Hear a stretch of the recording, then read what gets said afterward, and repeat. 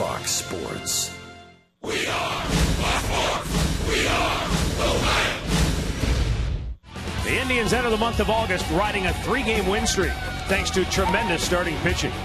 Carlos Carrasco and Danny Salazar combined to give up 3 hits in the first 2 games and retired the A's in order in 14 of the 17 innings pitched.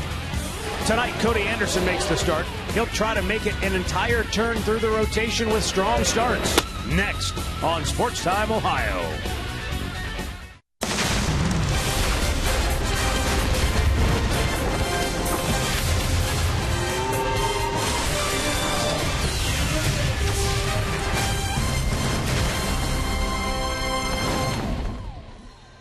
Another gorgeous day in the East Bay, Oakland, California. Tonight from the Coliseum, the Cleveland Indians look to continue their winning ways as they take on the Oakland Athletics. Hi again, everyone. Matt Underwood alongside Rick Manning. Well, after a dreadful 6-game losing streak, the Indians have finally found a winning formula. Just don't let the other team score. Yeah. That's what their starting pitchers have been doing lately. Well, I'll tell you what, it has been a treat to watch the starters go out there and just dominate the hitters. And, I mean, they've made it look easy. 1, 2, 3 innings, they've been through it. And I'll tell you, you let the offense come back and score. Out of the 4 games pitched, 3 complete games, 8 innings in the other one.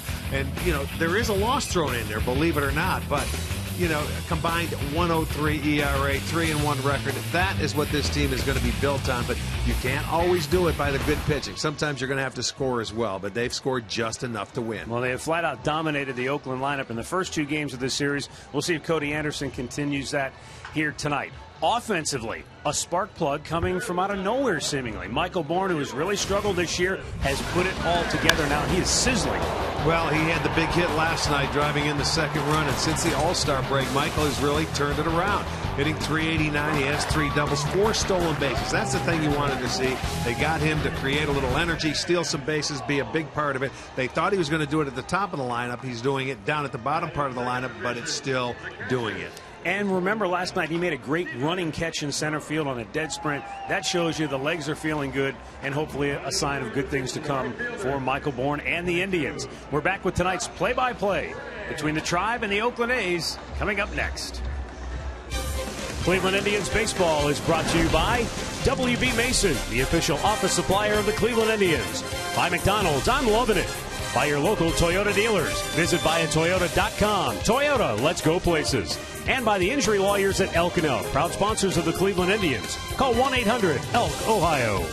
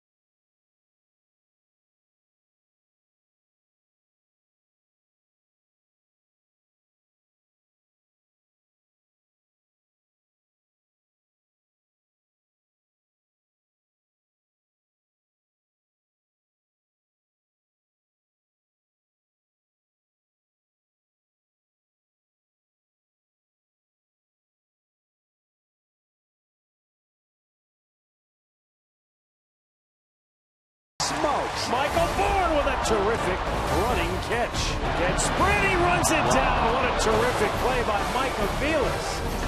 18 straight A's batters retired by Danny Salazar. Burns back, he won't get it. He smoked that ball.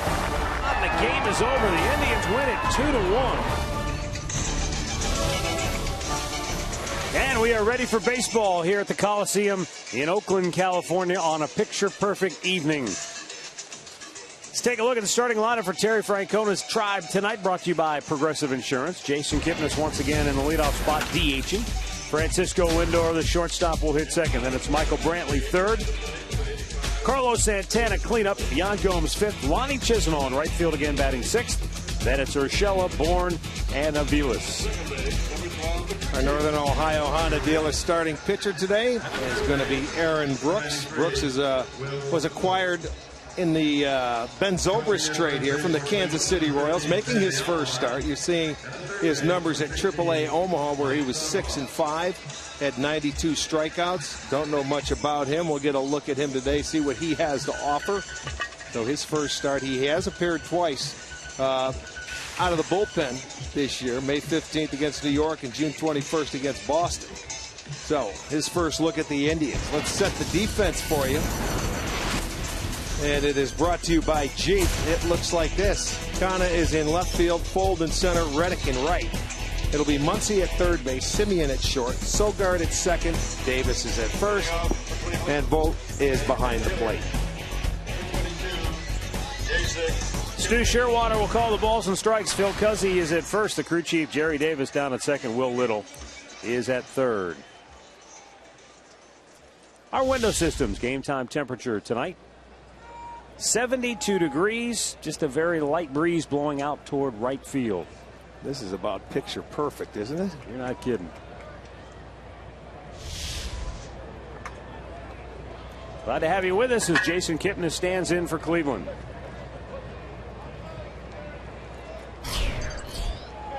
Aaron Brooks delivers. It's a little bit high, ball one, and we're underway. First pitch, 6-0-8. Kipnis 1 out of 8 so far against the A's in this series. He shoots that one foul down to their bullpen. Look out. Ball boy's mad. He had a play on that. Couldn't quite pick the short hop. Well, that's what he's down there for. Let's go, son.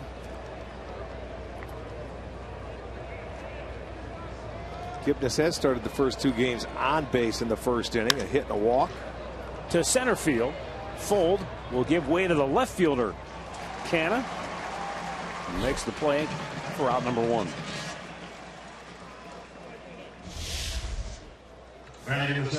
Keys to the game brought to you by Wayside Furniture. Can Cody Anderson make it 5 straight outstanding starts consecutively for the rotation? And we'll see what the Indians do second time around against Brooks.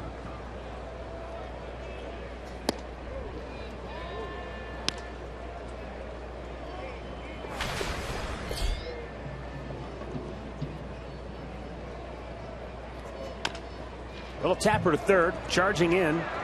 Muncy makes the play. 2 down.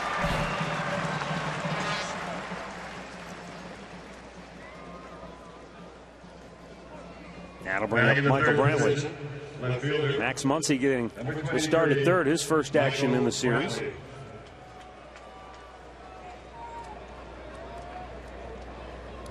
Michael Brantley with a couple of hits in the series, one of them a double.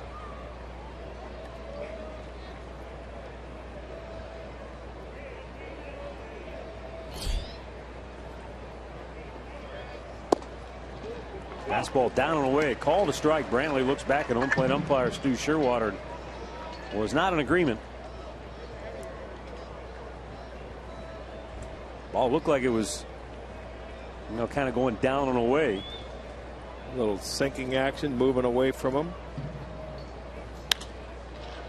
Lifted, foul ground, a lot of it. Muncy into the bullpen, but won't get to it.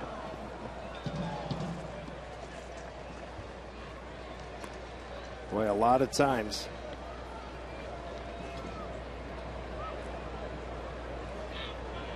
Those are the numbers that cover what would amount to a full season for Brantley.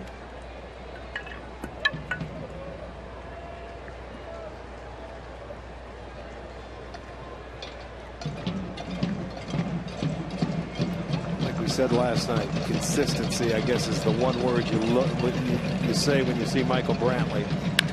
And he rips a base hit into right field. 0-2. 2-out single will keep the inning alive. One guy that really doesn't mind hitting when he has 2 strikes on him. Not the pitch that Brooks wanted to make. Watch, this pitch is up, and it was middle of the plate, and Michael got on top of it and drove it into the hole between first and second. So a 2-out single keeps the inning going. And Michael with a hit in 6 straight now. Carlos Santana stands in.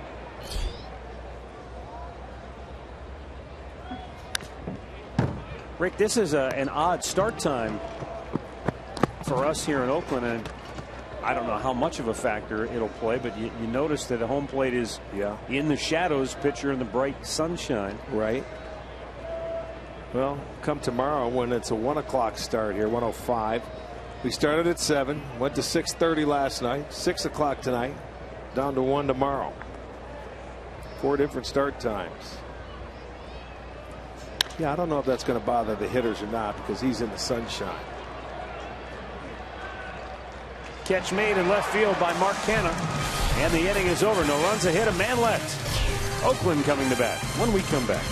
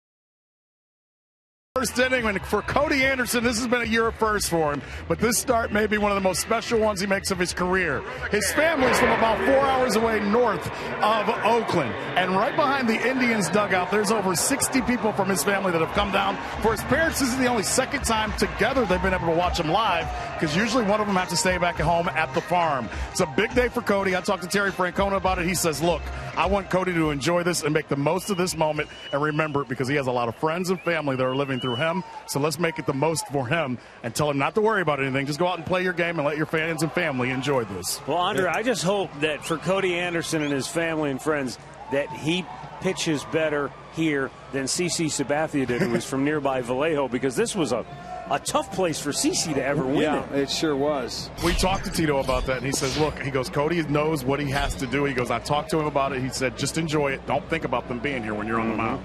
Well, he's underway. Sam Fuld leading off tonight for Oakland. He's 0 for 4 so far in the series. And a count quickly 2-0. 3 consecutive left-handed bats at the top of the lineup tonight for Bob Melvin. In all, he's got 6 left-handed sticks in there to face Cody Anderson, and he's 3-0 now to Fuld. You know, he's probably pumped up. It looks like he's really overthrowing, but he's got to just take a deep breath, relax. Finds the strike zone. It's 3-1.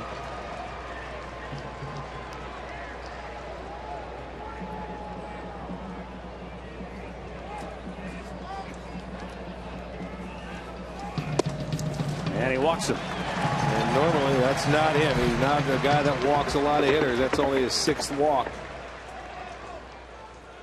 After Fold, Stephen Vogt, Josh Reddick, Billy Butler in the cleanup spot. Ike Davis 5th, Mark Canha 6th, Max Muncy, his first start in the series, batting 7th. Marcus Semien 8th. Eric Sogard will hit 9th. And Cody Anderson is their Northern Ohio Honda dealer starting pitcher, making his 7th start, 2-2 record, 326. He struggled his last couple of starts.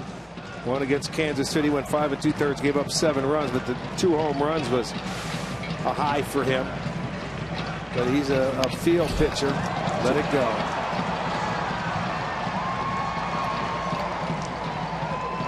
Stephen Vogt is 0 for his last 21, which is why you saw him try to lay down a bunt. He's just completely lost right now. And it's Brantley, Bourne, and Chisenhall in the outfield. Urshela, Lindor, Avila, Santana on the infield, and John Gomes doing the catching. That defense brought to you by Jeep.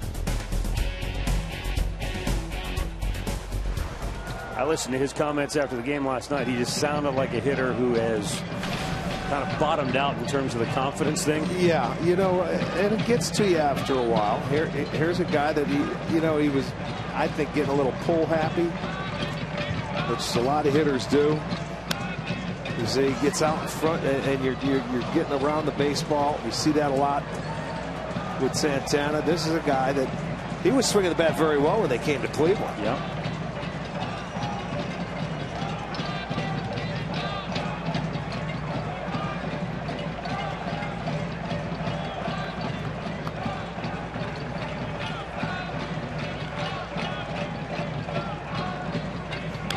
Off the end of the bat, foul. No balls, 2 strikes. I mean, it's one of those situations where Oakland in each of the last 2 nights has said, hey man, the Indians pitchers have been really good. And certainly if you're watching it from Cleveland's perspective, that's kind of what you focus on. If you're watching it as an A's fan, you're saying, why can't these guys get a hit? Well, the Indians just went through that same stretch. And it is difficult to find the right balance of how much credit do you give to the pitcher, how much blame do you place on the hitter's inability to adjust and get something going. Well, I'll tell you one thing, the pitchers have been dynamite in this series. Both Carrasco and Salazar, they've been outstanding. You know, I don't care, you could be in a little bit of a slump, but I'll tell you, they buried the hitters when they had opportunities. They were throwing strikes. They didn't mess around. Very aggressive, and there's a good pitch to get him that walk taken care of. Yeah, double play ball right there. And the frustration for Vogt continues. 6-4-3 on the Twin Killer. Just what you have to do as a pitcher, settle in. You get a guy that has been struggling at the plate, and you hit it right into the strength of your defense. They turn the double play.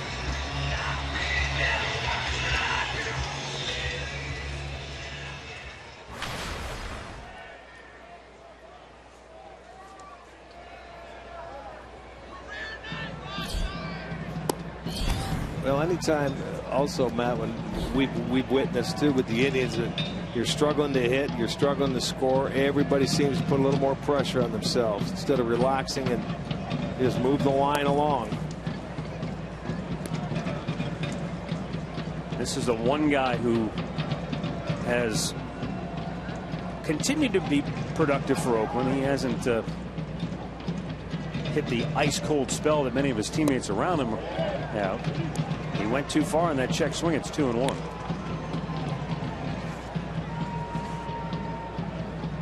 Reddick had his string of 4 straight games with a double snap last night. He was 0 for 4.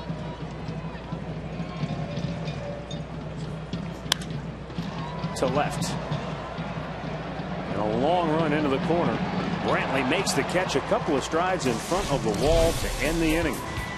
No score after 1 in Oakland.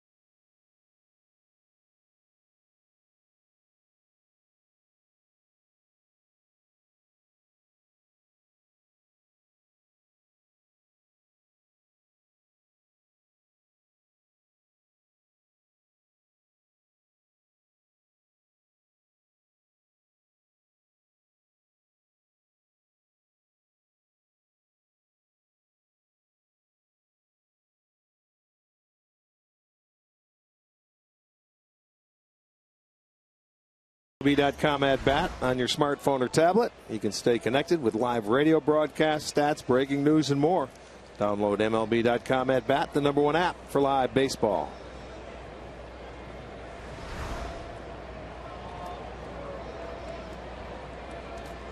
Yan Gomes to lead off for Cleveland here in the second. Gomes 1 for 7 in the series with a run scored.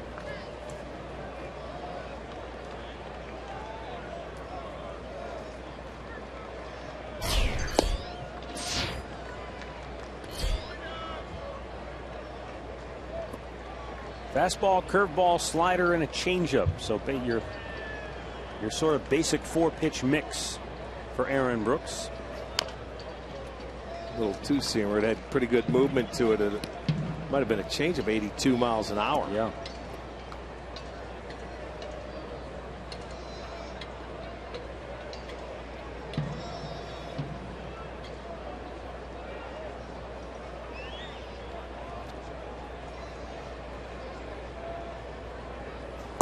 Way outside, he missed and looked down at his footing after delivering that pitch, and it's 2-1. Lonnie Chisenhall waits on deck, then Giovanni Urshela due for Cleveland here in the second.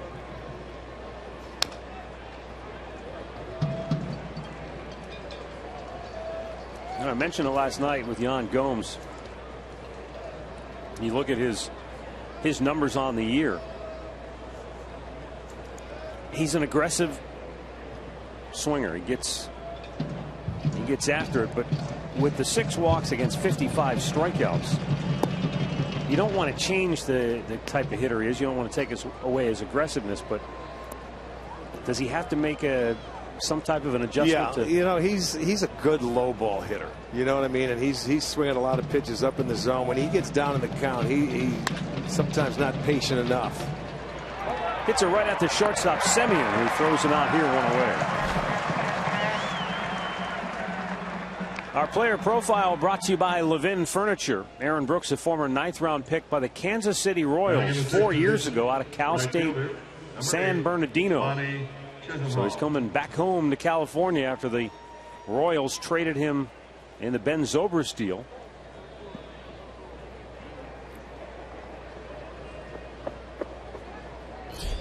Yeah, the Royals trying to shore it up and get their pieces ready for postseason, but they're looking up. They had Zobrist.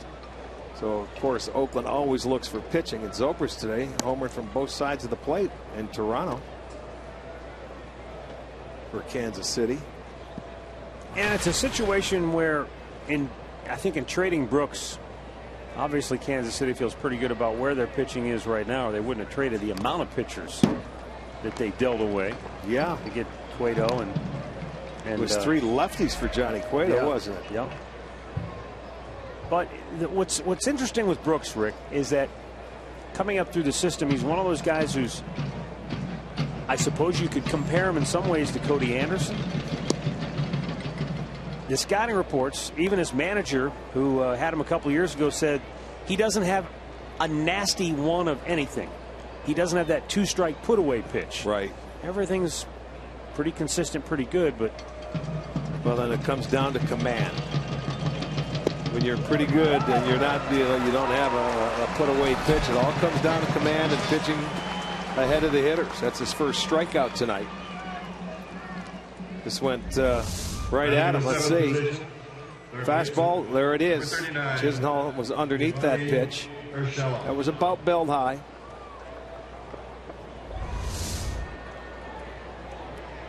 He'll have some quick innings because, like Cody Anderson, he'll throw strikes and guys will put the ball in play. And what do they tell those guys that are like that? Pitch to contact. Go out there, be aggressive, and trust your stuff. Let your defense work behind you.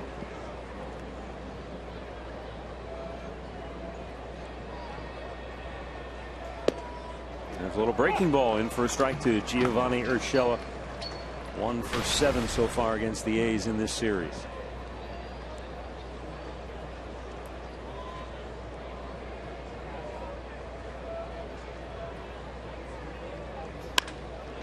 High fly ball, left center field. Fold the center fielder is there, and he'll make the catch. Indians go 1-2-3. Scoreless, middle of the second.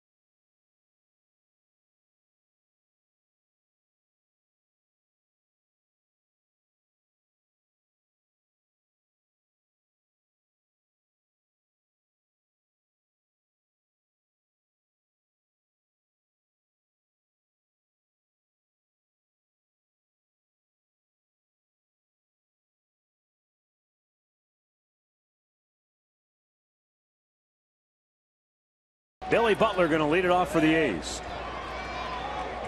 Right-handed hitting designated hitter takes inside, ball one.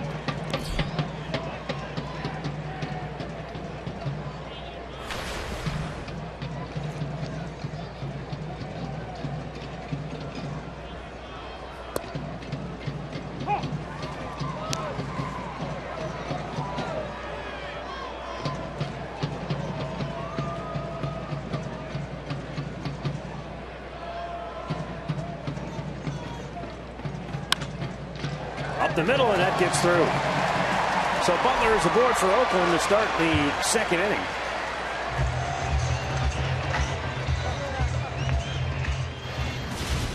Our great clip of the game from last night. Danny Salazar continued this great trend of starting pitching for Cleveland, and he was as efficient as Carlos Carrasco was the night before. I mean, he went out and really attacked the hitters.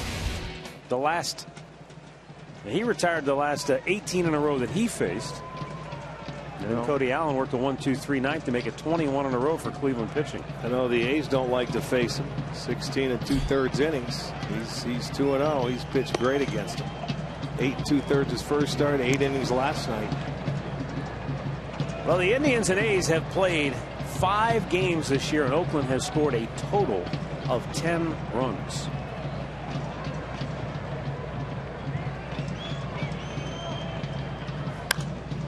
Popped up foul out of way, and they won 2 games against Cleveland because the Indians similarly didn't score. Right. And you look at it, Cleveland's only scored 5 in this first 2 games. They're 2-0, but they've only scored 5, but their pitching has been better. They're going to face a tough one tomorrow in Sonny Gray, but when you don't score, you look terrible. We know that offensively, but I look at this lineup and you're looking, where do they That's trouble. Get their runs? And it is gone. No, off the wall. And stopping at third is Billy Butler. So Ike Davis with a ringing double that just missed getting out of here to right center field. Second and third, nobody out. Let's check out this changeup on our Nissan pitch tracker. And again, that stayed upstairs. His changeup has been staying up his last couple of starts, and when it's up, you get hit. You can see he kept his hands back. He was way out on his front foot and still drove that off the wall. His hands were back, and you can see where it hit that sign. And at first base, if Butler can't score on that ball, you got to hit one out to score him, because that ball, you knew as soon as it left the bat, it was going to be in the gap. It wasn't going to, so you got to be off and running. He couldn't score on that, so it's second and third. Mark Canha.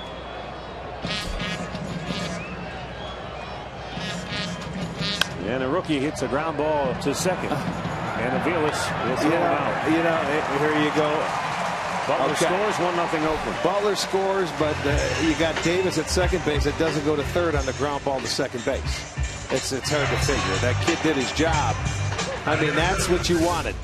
You don't have to hit it in the air. They're playing back, and he stops. He doesn't even go from second base to third. So now you should have a man on third base, a run in and one out, and an opportunity now for Muncy to drive in a run, but he didn't go to third base.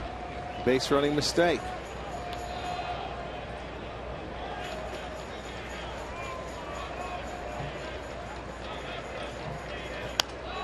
And how often does it seem? We saw a similar base running mistake in Cleveland with Brandon Moss in a ball game. Right. When you're not scoring, it's almost like everybody's brain is messed up. Yeah, you're right.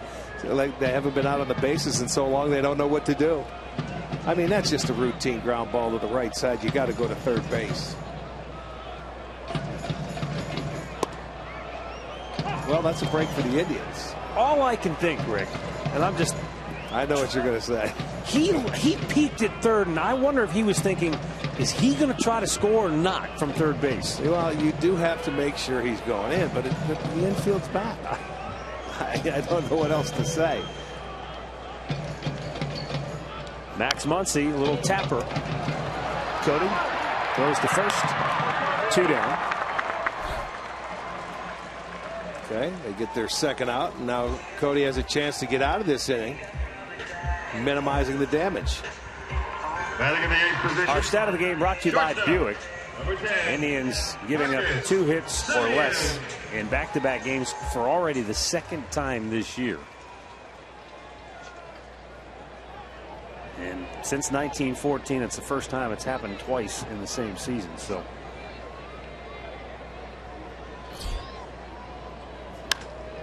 right field, Chisenhall on the move, makes the running catch, and the inning is over. So the Indians' new right fielder taking quite well to his new position. 1 run for the A's. They lead it 1-0.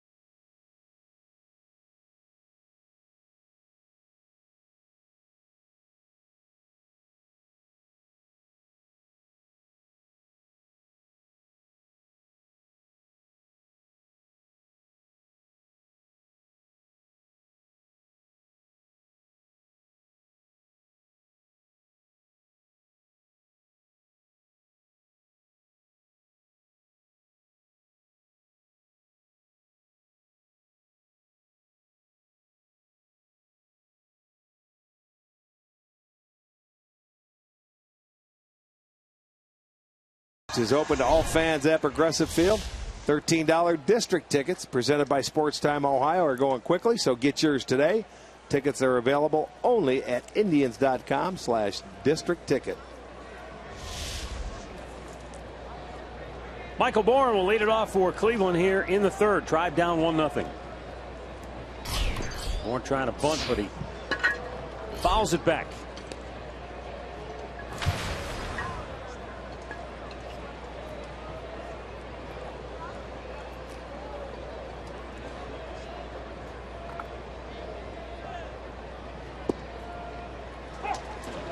And now the count quickly 0-2. You mentioned at the top of our telecast, Michael Bourne in a good place right now offensively. But he is out on 3 pitches here to start the 3rd inning. Well, he didn't mess around. He stayed a lot of changeups with him right there, and he put it in very good location. It's his 2nd strikeout. His first one came on a changeup, and that's a pitch nowadays.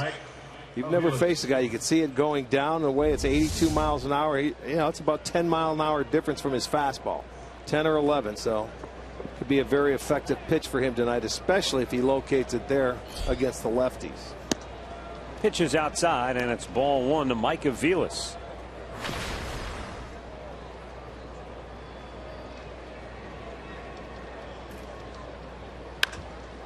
Hit high and deep to right field, but Reddick back and makes the catch for round number 2. Join Jim Tressel and Terry Francona as the Positive Coaching Alliance presents Breakfast with the Coaches. Hear from the panel as they discuss the challenges of coaching, their influences and experiences that have made them so successful. More information, call 440-670-3580. 2 down for Jason Kipnis as we go to the top of the order.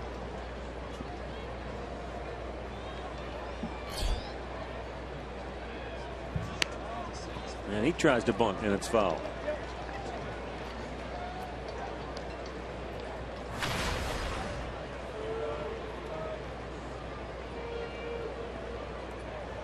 Jason on the year batting .374 against right-handed pitching.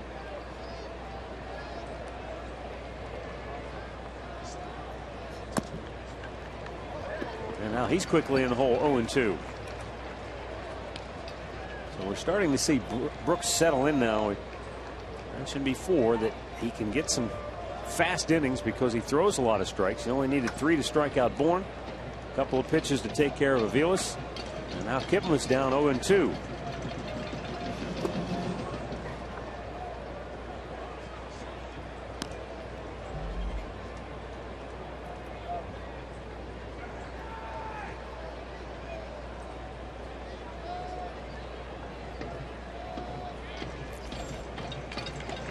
Now the 1-2 offering really knocked him back off the plate.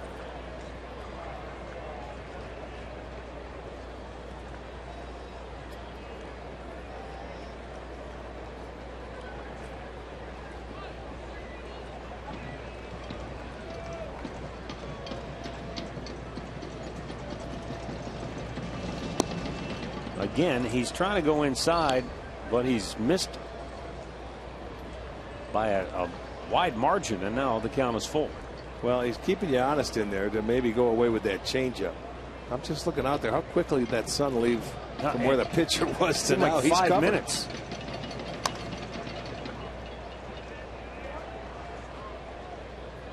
I mean, it didn't take long for those shadows to creep, but all of a sudden, hey, it's August 1st. Summer's slipping it really away. is.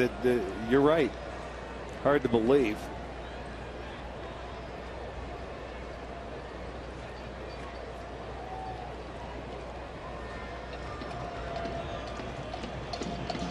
And the 3-2 offering. Kipnis sends a fly ball left field, and Canna comes in to make the catch. 7 in a row set down by right-hander Aaron Brooks. 1-0 Oakland, middle of the 3rd.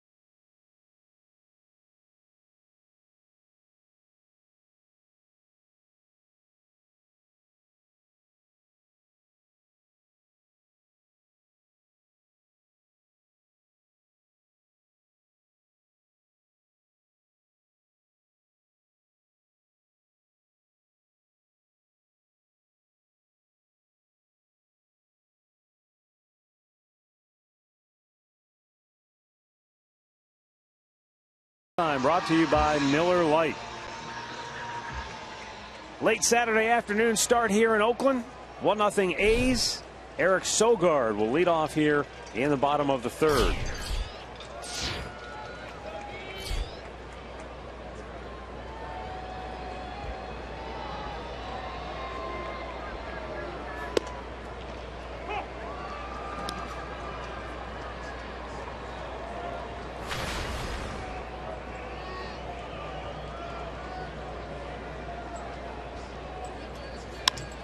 To center field, Bourne will make the catch, one away. It's going to bring up Sam Fuld, who's in center field, and in the leadoff spot tonight. We've also seen Billy Burns fill that role. It appears that Coco Crisp will be activated from the disabled list for the series finale tomorrow, and we also might see Felix Doubront, who was acquired by Oakland, added to the roster for the A's.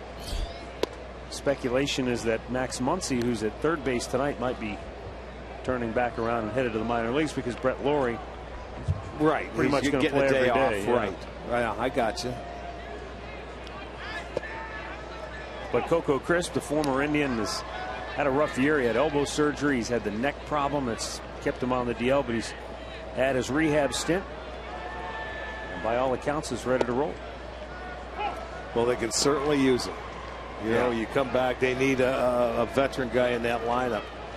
You know, you could put Coco. They've been having tough times in the 2-3 hole. You could put him in that hole. Santana will take it himself to first, 2 down.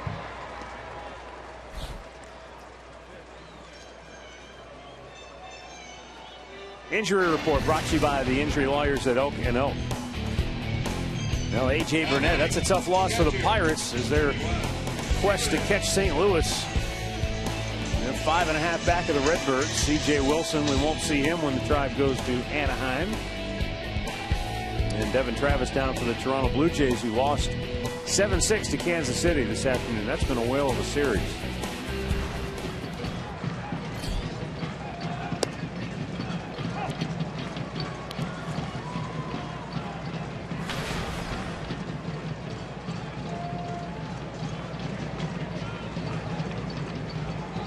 Vogt grounded into a double play, extending his July slump now into August. He said after the game last night, quote, "I'm struggling. I'm jumpy. I'm not very good on my pitch selection.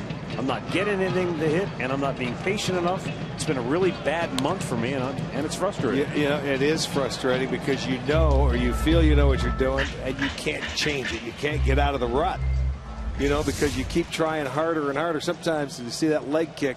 A lot of times that when you have a kick like he's got, you're jumping, you're moving, that body's moving, which moves your head. So, and he was late on that swing. Yes, he was. First strikeout for Cody Anderson. The A's go 1-2-3. And after 3 innings of play at the Coliseum, it's Oakland 1 and Cleveland 0.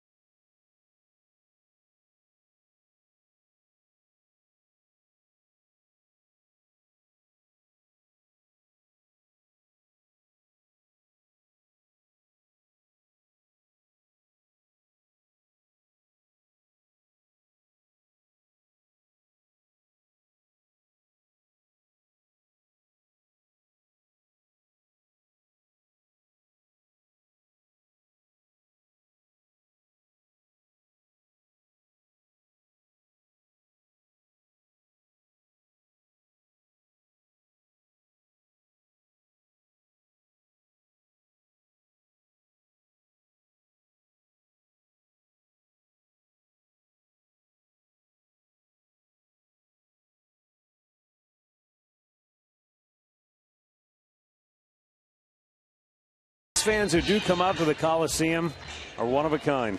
They got the Zubas working right there.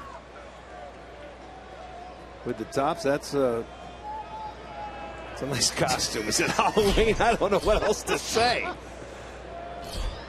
Broken bat. He'll stay warm. Lindor retired, one away.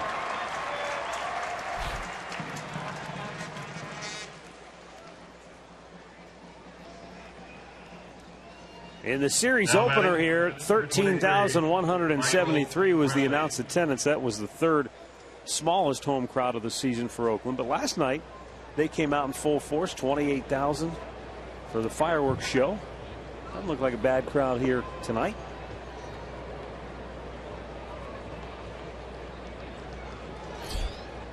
Although it's somewhat deceiving because the entire upper deck, except for the one little section directly above our head here, is all tarped off. Right. It's just the two levels there. The 0-1 downstairs to Michael Brantley, who singled with 2 outs in the first inning. Yeah, he tried to throw a fastball by Michael upstairs, and he got on top of it and hit it in the hole. The only hit for the Indians so far tonight. In his 6 straight games with a hit, Brantley 7 out of 19.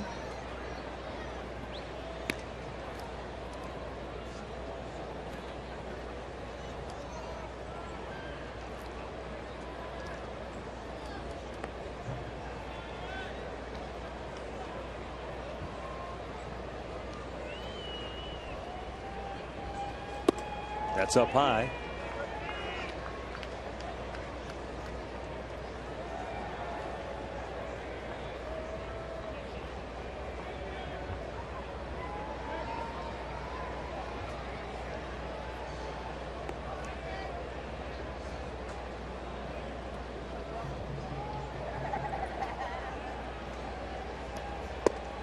Just did nick the bottom of the strike zone with that pitch and a full count. Well, he came back after he fell behind and made a great pitch. It was a perfect pitch for him.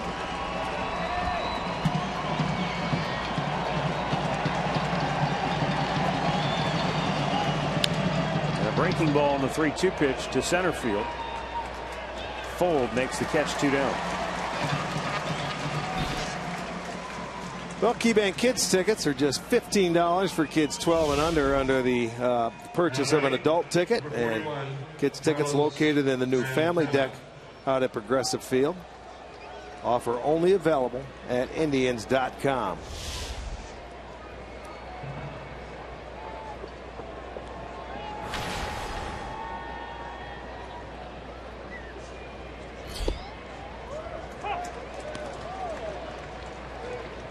Big curveball to Santana to get ahead 0-1, and this guy's really starting to put it all together here.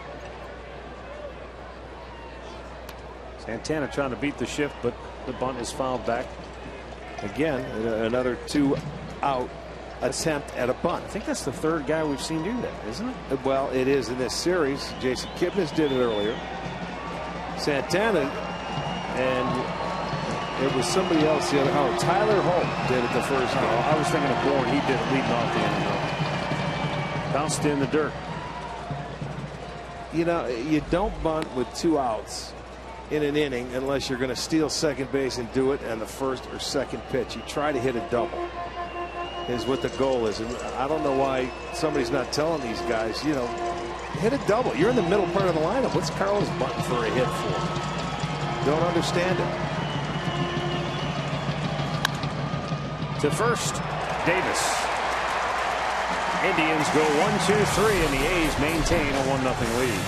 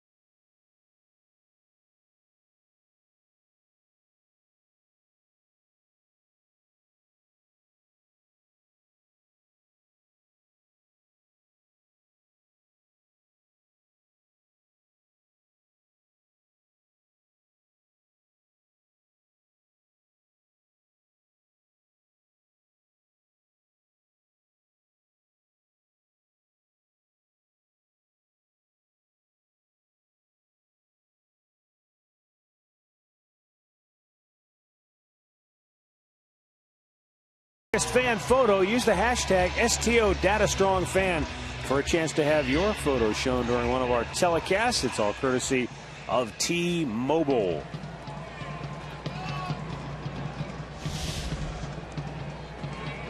Josh Reddick, Billy Butler, and Ike Davis due for Oakland. Reddick fly to left. Back in the first.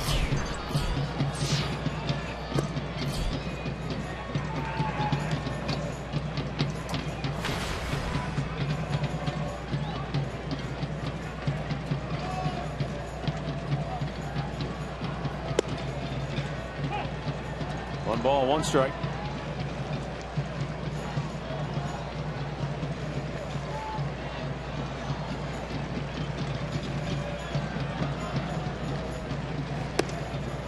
The A's came into tonight's game batting .151 as a team in the 5 games against Cleveland pitching. That's fewer than 5 hits per game. That's what that number rate breaks down to. And that's a good formula to win games and win series. Well, we talked about the guys they were rid of. They had 7 All-Stars last year in this lineup, and they're pretty much all gone. When you're talking about Cespedes and Norris and the guys that they traded.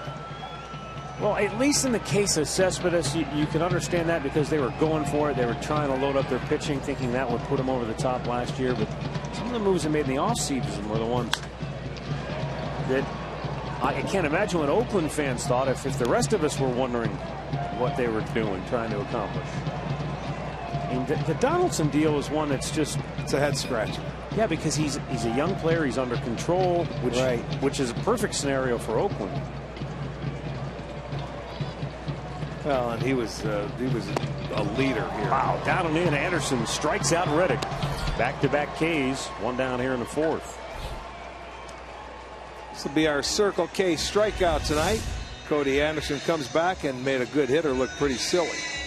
Right there, gets him to chase a pitch down and in, and he's a good low ball hitter. Josh Reddick is, but get that first guy out of the inning. Gave himself a little whack in the head.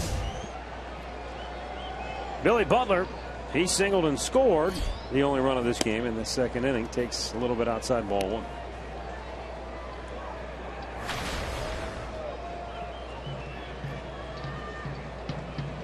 This guy, when he was with Kansas City, Matt, for a while, he was one tough out, not only for the Indians, but for a lot of teams in baseball, because he would use the whole field. I mean, I think he was frustrated a couple of years ago because of that Kansas City ballpark where he couldn't hit home runs, and he just got frustrated. And, you know, it's not all about home runs. When he got guys on base, he was their run producer for a long time.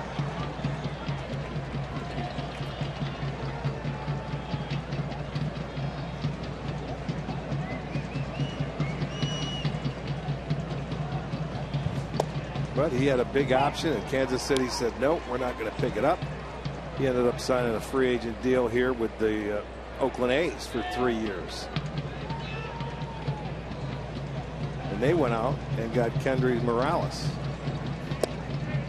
At the knees, a strike, and he comes back to run the count full.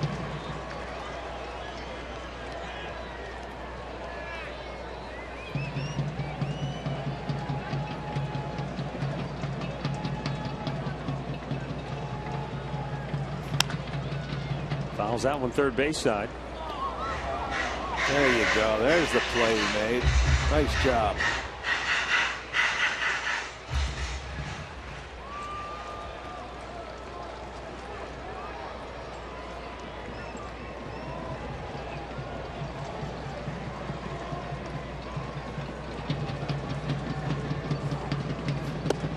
In there for a strike, and Butler out looking. Cody has fanned 3 in a row, and his fan club, I tell you what, they fit right in here at the Coliseum. Yes, they do.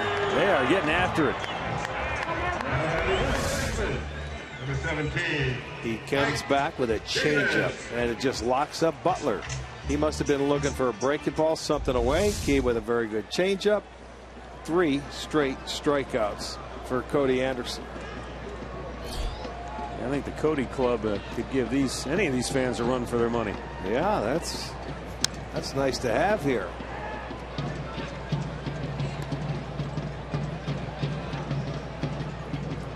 Get interesting as the night goes on. He said somewhere around 50 or 60 folks would be here and all to help cheer him on. Well, he's starting to get into a rhythm and settling in now with his off-speed pitches. I think early in the game he was pumped up, man. He was throwing hard. Remember, like his first start against Tampa, he was throwing 96.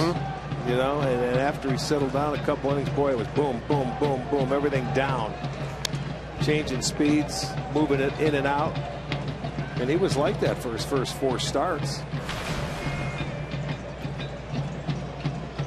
And he went into the All-Star break after that start against Houston, had 12 days off, came out against Milwaukee and just wasn't sharp, and they were aggressive. Bourne a long run, but he makes the catch. A's go 1, 2, 3. And now Cody Anderson has retired 9 in a row.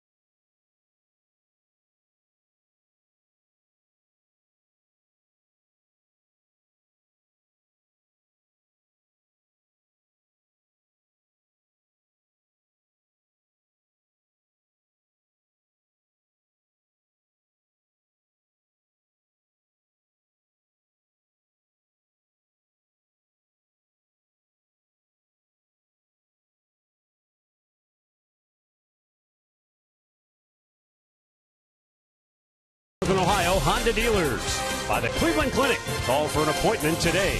And by the game-changing all-new Ford F-150. The future is tough.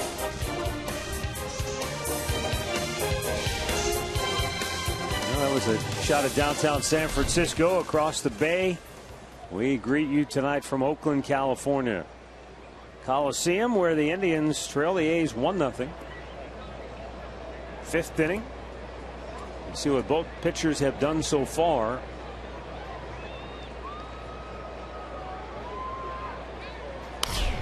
Kind of reminds me of a quote the other night from Sam Fuld, who after the series opener in which Carlos Carrasco dominated Oakland on, gave up just 2 hits, he said it just happened so fast. It felt like innings 3 through 9 just blended right into each other. That's kind of the way this game is starting to pick up that same kind of pace. Yes, it is.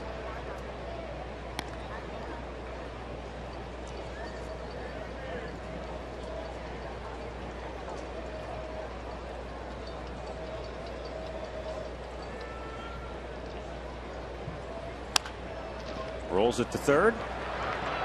And Muncy flips it over for out number 1.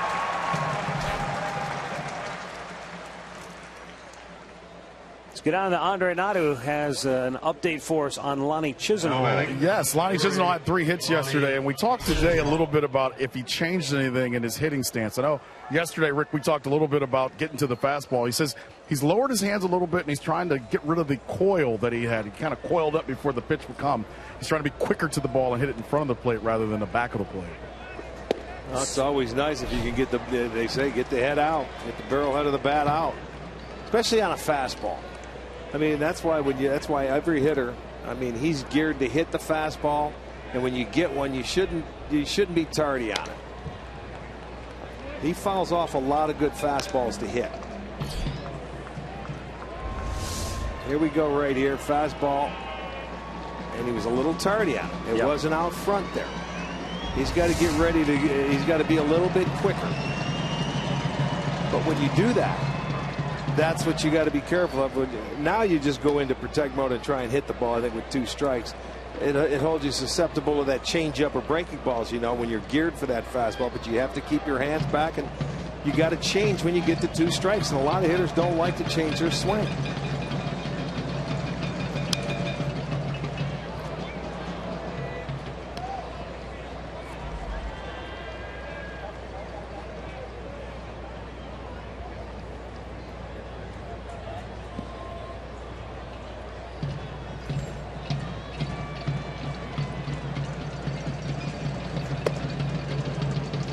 Those are the pitches he's going to have to lay off, anywhere around the belt or above. He has that slight uppercut as a left-handed hitter. Just a bit outside.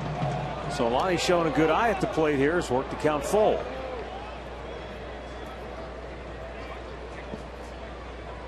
Brooks trying to tempt him, expand the strike zone, but Lonnie would not give in. Now the payoff pitch. Hit well. Deep right field. Reddick looking up, and it is gone.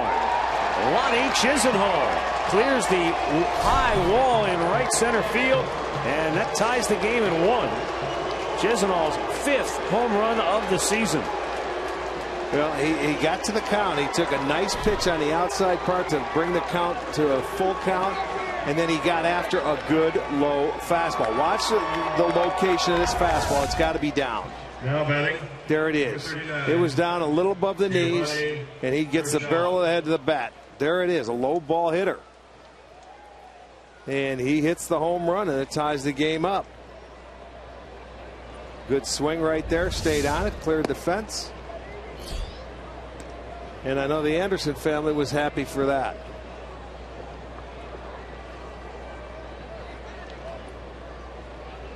Giovanni Urshela shoots one foul down the right side. Oh, what a catch. Are you kidding me? Does he have a glove on the other end? No, he's got a cardboard pizza box. He doesn't want to lose his pizza. He didn't. He just stuck the bare paw out there and snared it. He's pitching tomorrow. Sonny Gray. Yeah. He's enjoying a little pizza in his off day. Yes, he is.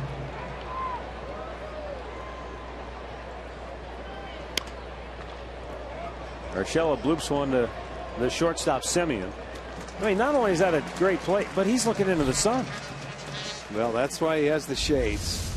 Let's watch him. Standing up. Look at pizza box in the left hand. Oh, boy. You can't dream of that. Look at that. I got it all the way. Look at he's pointing right to the TV camera. You got it. Well done, Sonny. Well done indeed. Man, my hand doesn't even hurt.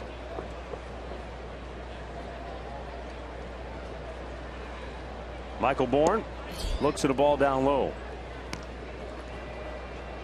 Bourne saw 3 pitches his first time up. It was the changeup that was able to get him the first time. Comes again. See, he's geared fastball, and now he's seeing nothing but changeups. And Vogt's sitting down there saying, well, if he's not going to make an adjustment, I'm going to keep calling. Look at Michael. He's like, okay, now. Well, that's 5. That's 5 swings and misses on him, and they've all been the changeup.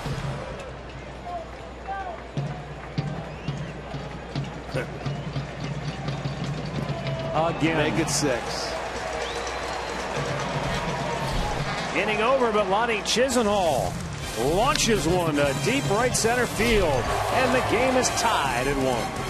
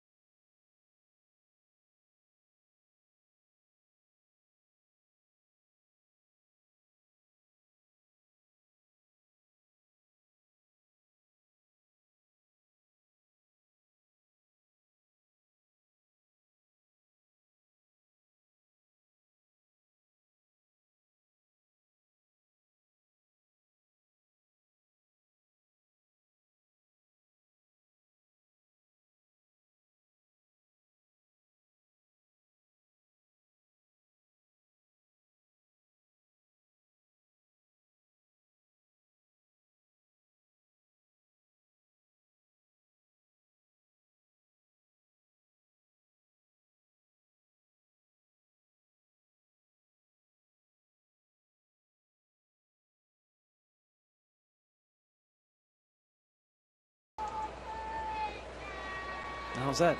Does the hat come like that, or is that a homemade I think that's attachment? got to be homemade, isn't it? It's pretty well done, though. Mark Look at that, Canha. he plays for the Green Bay Packers. It's a block of cheese. Mark Canha drove in the A's only run with a ground out in the second inning. And what they have for dinner? Slowly chopped to third, but foul.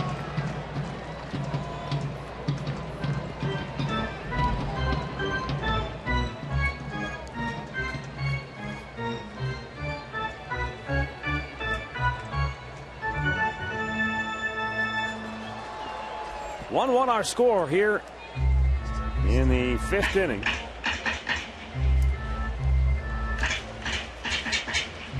Oakland has lost 3 in a row and 7 of their last 8. Cleveland, of course, has won 3 straight after losing 6 in a row.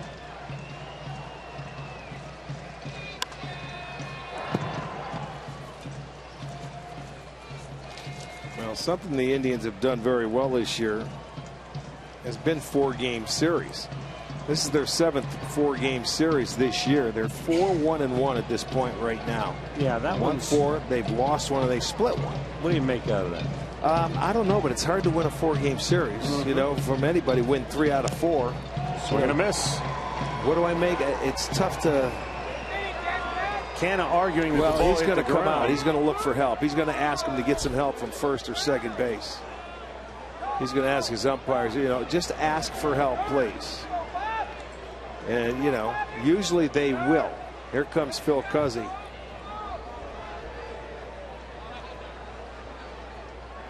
And Phil Cuzzy said, yeah, he's out. Well, okay. Let's see. It's a changeup. You can see the grip in his glove. There it is, coming down. Oh, It hit the ground. Sure did. Now, yeah, to me, why couldn't you review that? I mean, it's an unreviewable play. But to get it right, shouldn't you be able to?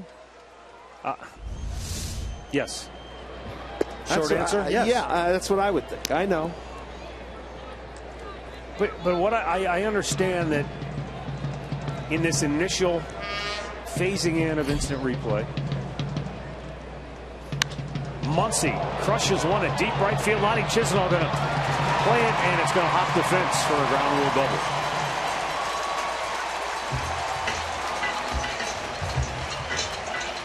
So Max Muncy puts a charge into a ball. And Oakland has the go-ahead run in scoring position with 1 out here in the 5th. Put a good swing on this pitch. Got a fastball, belled high, middle in, turned on it. Bounces over, ground rule double. It's his 8th double of the year. Well, Aaron Brooks had retired 11 in a row before Lonnie Chisenhall homered. And Cody Anderson had retired 10 straight before Max Muncy with that double. To finish the point, I think in the initial phasing in of instant replay, they didn't want to overload the system and really grind the game down. And I think that's why they sort of drew a line and said, all right, we're not going to review every single thing, so here's what we are going to review. Gotcha. I don't see why, Rick. This thing seems to be working.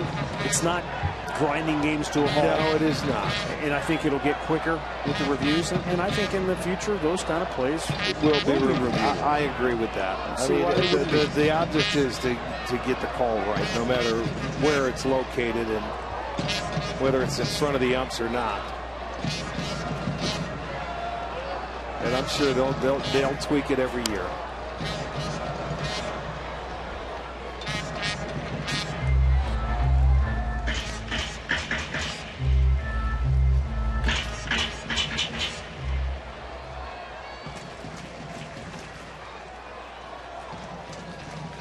Marcus Semien flied to right. His first time up.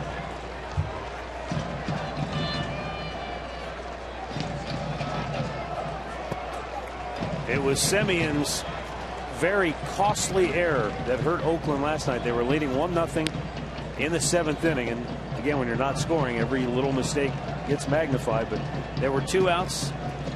If he makes a good throw to first, the inning's over and the Indians don't score. Right. He didn't. They did score, tied the game, and then won it in the ninth. And Semien took responsibility after the game. Here he takes ball 4. Well, that's a patient approach. A lot of times when you're struggling, you see that guy in scoring position, you want to try and get him in. He took his walk. Let's go back to that play last night you're talking about. He comes in, he fields it cleanly, makes a throw, and I do have to say it wasn't that bad of a throw, because if you look at Davis's foot over there, he got tangled up, and he was on the far outfield side of first base, as opposed to maybe being in the middle part of the bag. He didn't have a good stretch there and made it tough, and it brought him off the bag. That throw wasn't as bad as it looked. We've seen a lot of first basemen stretch and make that catch. Yeah. 2 on, 1 out. Eric Sogard, the batter. Lifts one foul, and that will find the seats. Urshela ran a long way, but couldn't get there.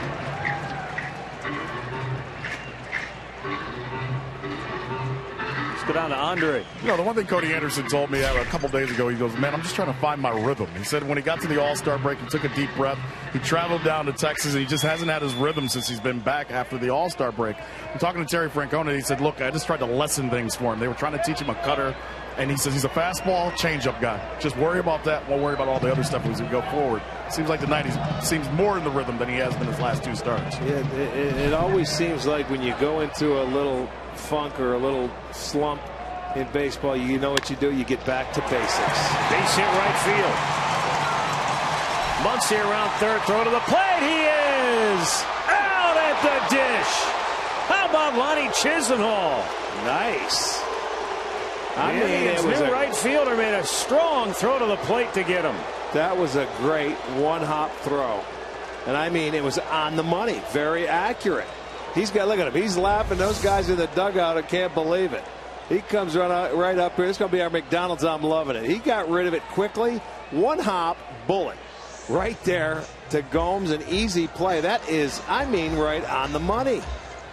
Well done. Watch how quickly he gets rid of it. Or not. He got rid of it so quickly you don't even see it. I mean, that's how fast it was. That ball was on the way.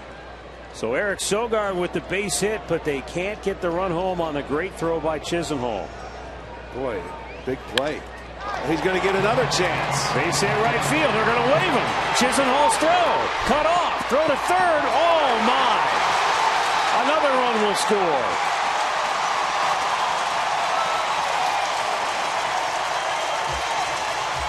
Oakland gets 2 on a base hit and then a wild throw.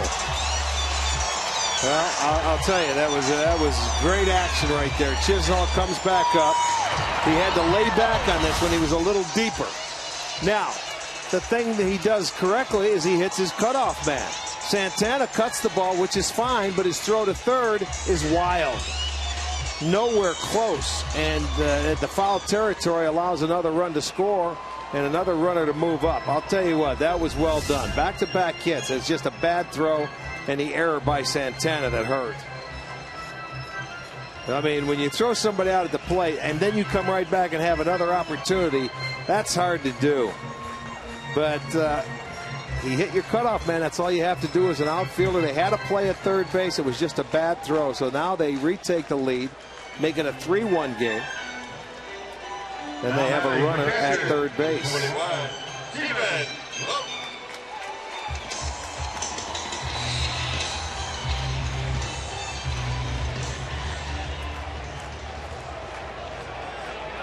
Stephen Vogt 0 for 2 to the plate.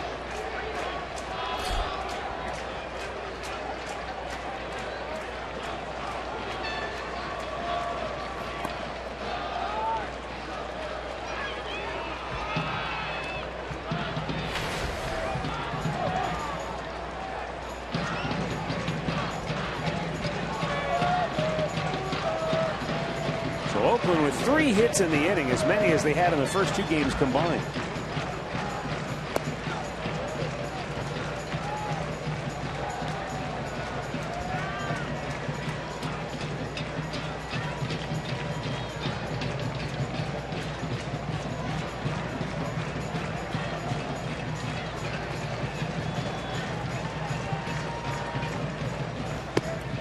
little bit high.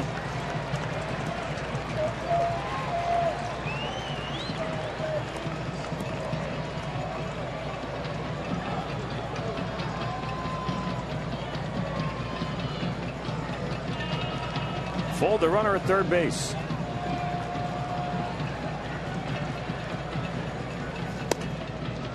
And Anderson with a strike. It's 3-1.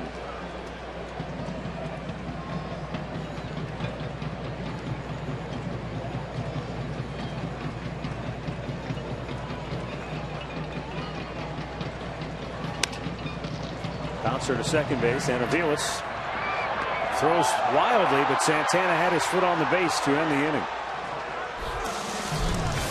So Oakland bounces back with a 2 spot here in the 5th to regain the lead.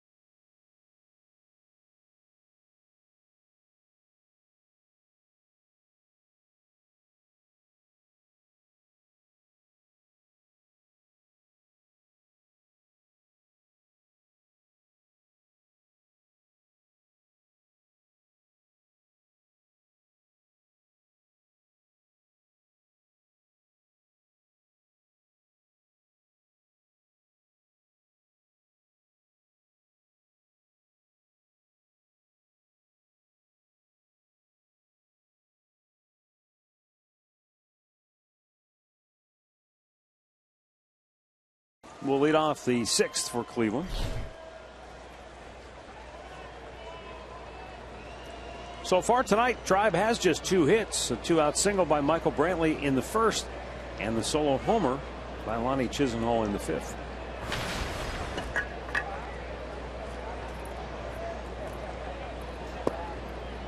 A little bit low, ball 1.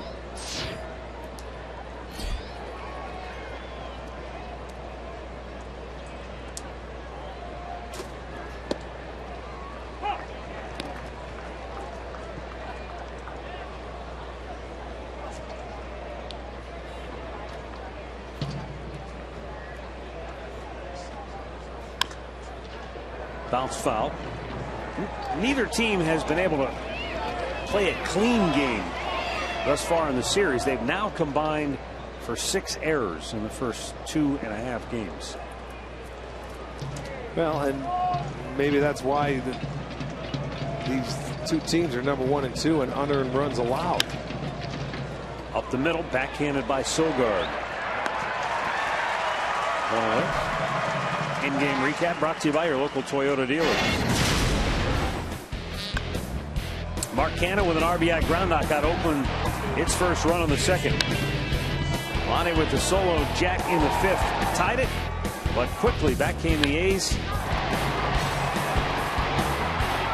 The cutoff, a run scored, and then the wild throw by Santana brought another run home for Oakland.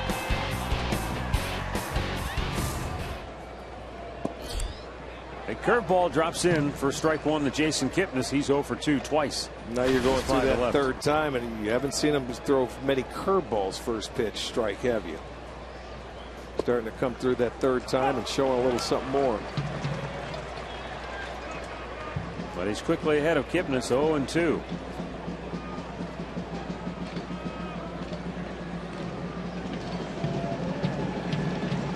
Changeup. 2 down. his 4th strikeout, and he's given Indians hitters a taste of what Oakland hitters have been dealing with the first 2 games of this series. Now batting, Finale of this series tomorrow here in Oakland. Trevor Bauer goes for Cleveland against the Oakland ace Sonny Gray. Our coverage begins at 3:30 with Indians Live, followed by the first pitch at 4 right here on Sports Time Ohio. That curveball misses to Francisco Lindor, who's 0 for 2.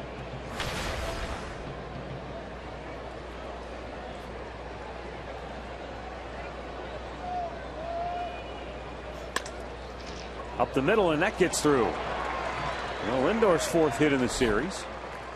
It comes with 2 outs here in the 6th, and it'll bring up Michael Brantley. Well, season tickets offer the best perks, including savings and access to Tribe Rewards. And today's Tribe Rewards TV code is BYERGA. Visit Indians.com/season tickets for complete details.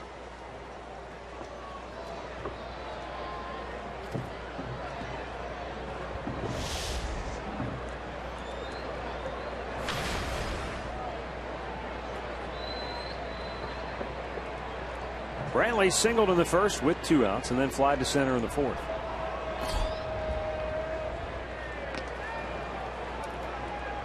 One thing that has plagued Oakland pitching of late has been the long ball. Their starting pitchers have given up now 12 home runs in their last 14 games.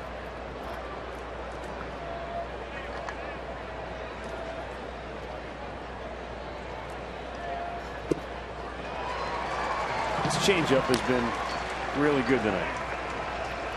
And he's been able to throw his breaking ball early in counts to get ahead. Yeah, when you can see the kind of swings that they are taking on it. So obviously they're thinking it's a fastball, and they are certainly fooled by him. Well, it's the first time through, but it's the 3rd time through the lineup now.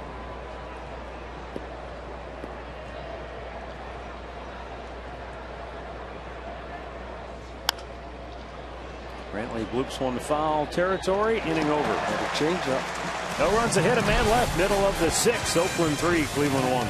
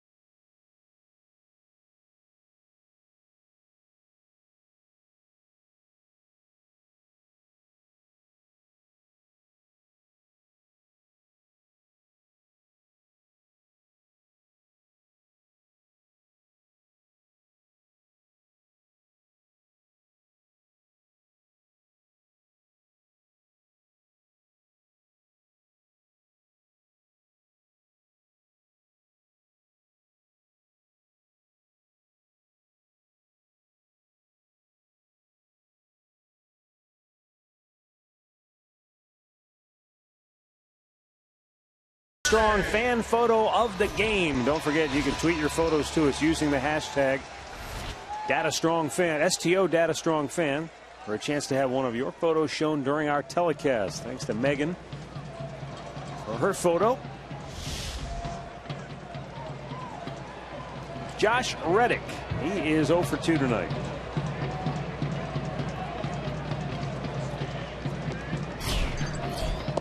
Fastball off the plate.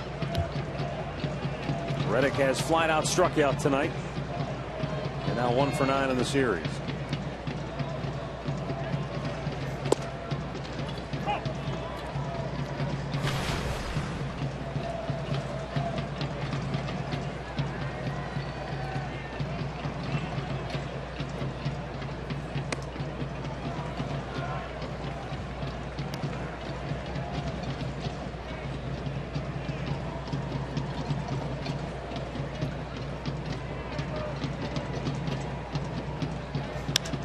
Two-one popped high in the air to center. Bourne coming in. 1 down.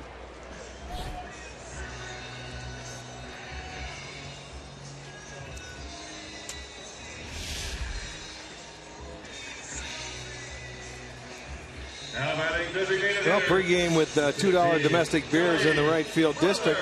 On 2 more Fridays this season, fans can get 12-ounce cans for only $2 from 5 to 7 on August 7th against the Twins, and the 28th of August against the Angels. Billy Butler pops it up. Foul ground.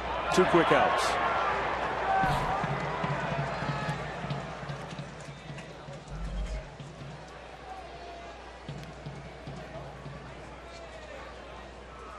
Now batting first baseman Ike Davis doubled in the second inning, and that was big for him because July was just a lost month for him. He batted .152 in the month, did not hit a home run, and had 2 RBIs.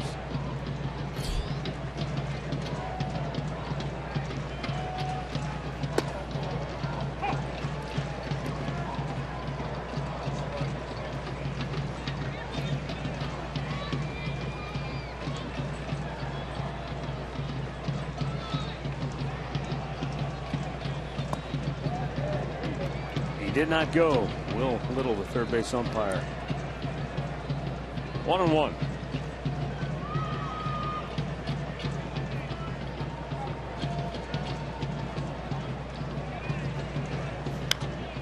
Out of play. Pretty good chance Ike Davis will get the day off tomorrow. He's 12 for 71 this year in day games. Is that right? It's a $1.69 average.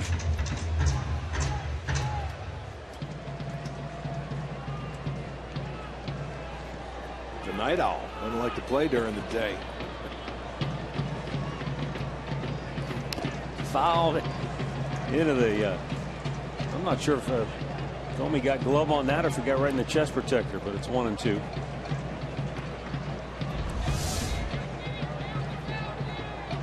Take a look at it. There it is. Oh, right got on the mask. Yeah, right on the chin part of the mask. Yeah.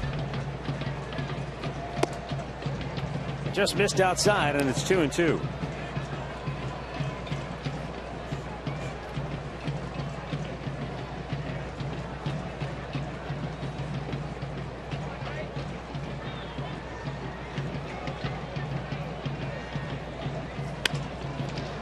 Right at Aviles, and the second baseman throws him out. Athletics go in order. We go to the 7th, 3-1 Oakland.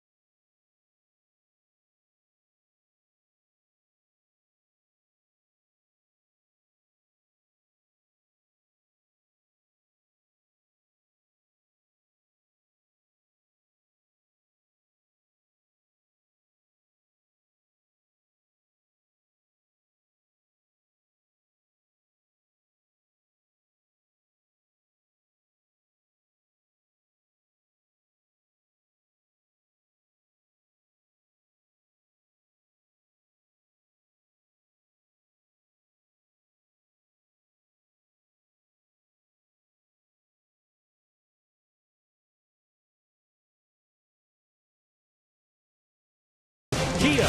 Visit mykiacleveland.com to learn more.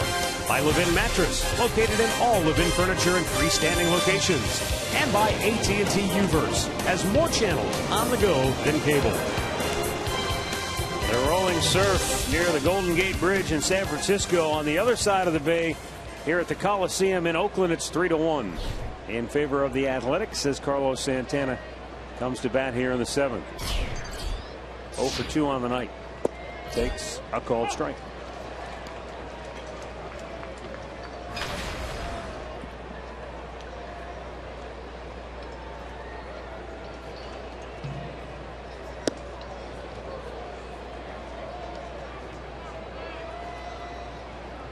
One ball, one strike.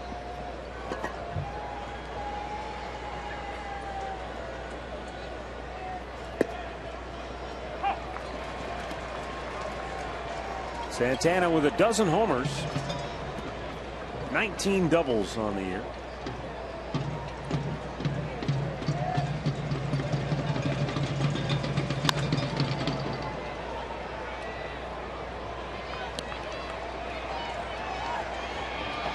Bullpen pitchers in this park on both sides have to be on their toes. Well, they don't trust the guy, so I don't blame him. You get up and get out of the way.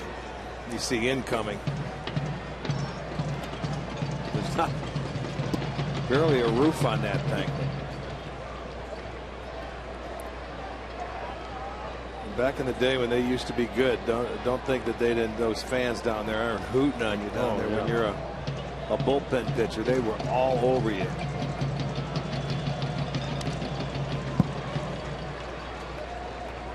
Well, this is where they had the unfortunate incident with the Texas Rangers. I think it was Frank Francisco, maybe. Oh yeah, picked up a chair and chucked it at somebody down there. Yep. I mean, imagine how far you have to push a major league ball player for them to react like that. Can't imagine the vile things that were said. Doesn't make it right on either side, but no, it's bad on both sides. But these people are as vicious as any. I can attest it. Trust me. They got some good lines. You ignore them and pretend you don't hear them, even though you do, and you just laugh.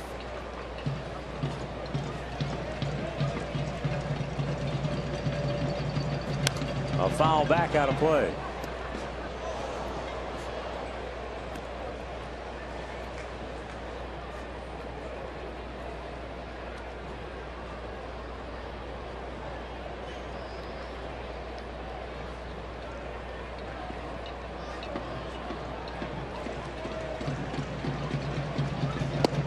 Two-two, and Santana takes a called third. Strikeout number 5 for Aaron Brooks. Boy, he comes inside. You know, he's been change up away, and he dots the inside corner with a good fastball. That's a great pitch. With 2 strikes, you figure he's been away with the change up. He's looking away. This kid's throwing a good game tonight. Giving up just 3 hits. Well, like I said, he's given the Indians a taste of what the A's hitters have seen the previous 2 games. A lot of quick outs. He's been very efficient, just as Salazar and Carrasco were for Cleveland.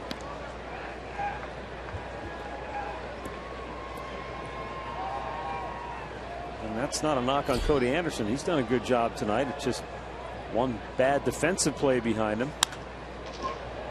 Oh, what a pick by shortstop Marcus Semien, but Gomes beats it out for a 1-out infield single. Great effort. You know, if he could have kept his balance, he might have had an opportunity. But after he caught this ball and he tripped for a step, he did everything in his power just to get rid of it. But it's a very good effort. And it'll go as an infield single for Yan Gomes. He spiked it down into the ground. You know, they brought former manager of the Texas Rangers, Ron Washington, in to work with this kid at shortstop. And it had to be, I'd say, a month and a half or so ago when he got off to a start struggling. And yesterday was his first error. Lonnie with a liner to right, and I mean right into the tracks of Reddick. So that's out number 2. As promised earlier, it's Miller time, brought to you by Miller Lite. Lonnie Chisenhall providing the only run of the game for Cleveland with his big swing back in the 5th inning. 3-2 fastball down. This is very nice. A great one-hop throw to nail a guy at home plate at only his second game out in right field. Look at the smile. He saw the dugout. And, you know, Rick, he said, look, I know there's going to come a play that I haven't experienced or I'm not necessarily prepared for, but he said so far it's been pretty smooth sailing. Hey, you can go a while like that. There's no question about it. He's a decent athlete, but there are going to be a lot of times where, hey, he's never been out there. This is the toughest place when you've got to learn a position is at the major league level. I mean, the ball comes a little bit faster. It's not like learning at the minor leagues. They don't hit the ball as hard as these major leaguers do. And, you know, there's going to be times, but it's nice if you can get off to a good start, build yourself a little confidence, and the day will come when he's tested. Big bouncer to second base. They get the force to end the inning. Stretch time in Oakland where the A's lead at 3-1. The 7th inning stretch brought to you by Spitzer Auto World.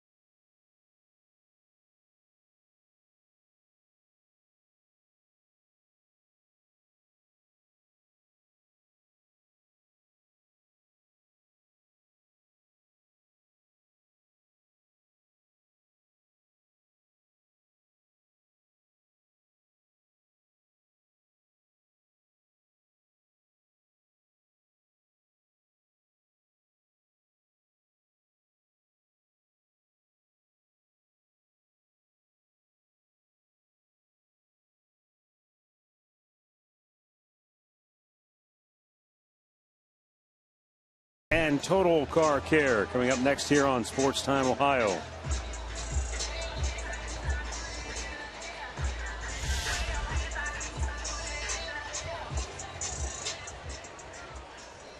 Now, Cody Anderson, as I said, he's done fine. Yeah, he's pitched. He's been back. He's pitched fine as right. Well, and the other thing that you have to take into consideration for any viewers who may have tuned in late, Cody is pitching in front of roughly 50 to 60 members of his family and friends. Grew up just a few hours north of here, and I mean, they came in here like it was a football game today. They were chanting, they were hooting, they're having a good old time, and they're all rooting him on. So I mean, I know you try to block it out and you focus on what you're doing, but well, I could tell early he was a little geared up. You know, he was throwing maybe a little too hard or overthrowing early, but he settled in. He was fine. That 5th inning is the one that had the hiccup right after the Indians had tied it with the Chisenhall home run. And then Lonnie threw out a runner that would have put Oakland ahead for the second out of the inning. Yeah, it should be a 2-1 game. We gave him an unearned run there. That was awfully good looking pitch to Canna. Called a ball.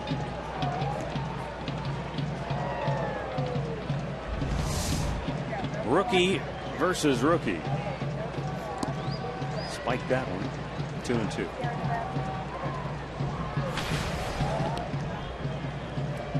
Canha is third among American League rookies in RBIs, tied for third in walks, and tied for fourth in home runs.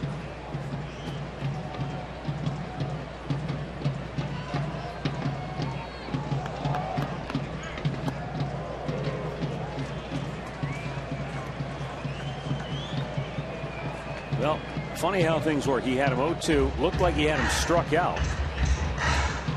And then missing with the next couple of pitches. So now the count is full. Zach McAllister warming in the Tribe bullpen.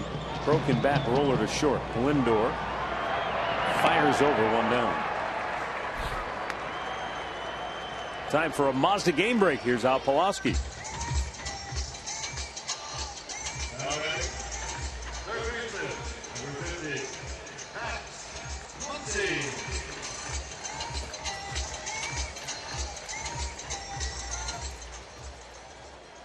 All right, thanks, Al.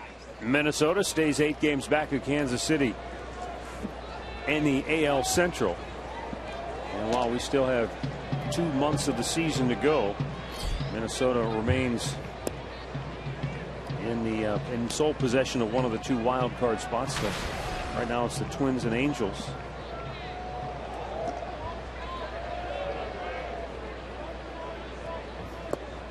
Although the Angels lost today, didn't they? The Angels got beat by the Dodgers 3-1. They sure did. I think they still, they still have the Angels still in possession of one of those wild card spots, even with that loss.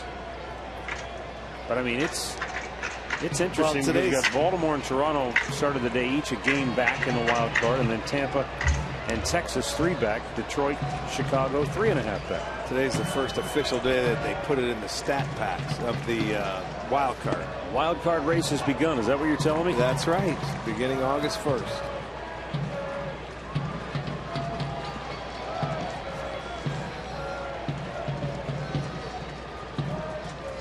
Max Muncy awaits the 2-1 pitch. Yeah, that's a little bit outside. 3-1.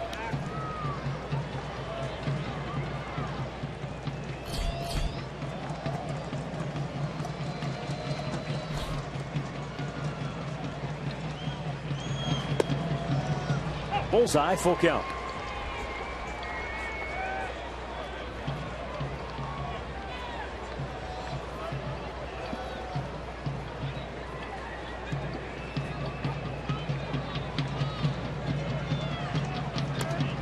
And a foul back out of play as Muncy stays alive.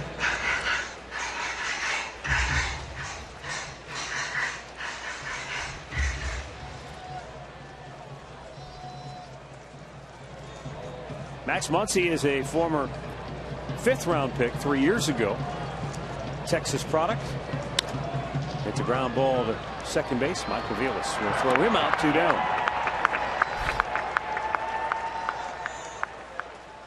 Every weeknight, don't miss MLB Whip Around on Fox Sports 1. They have highlights, instant analysis, live look-ins.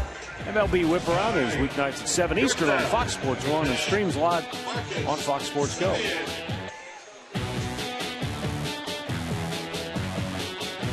Marcus Semien, bat here.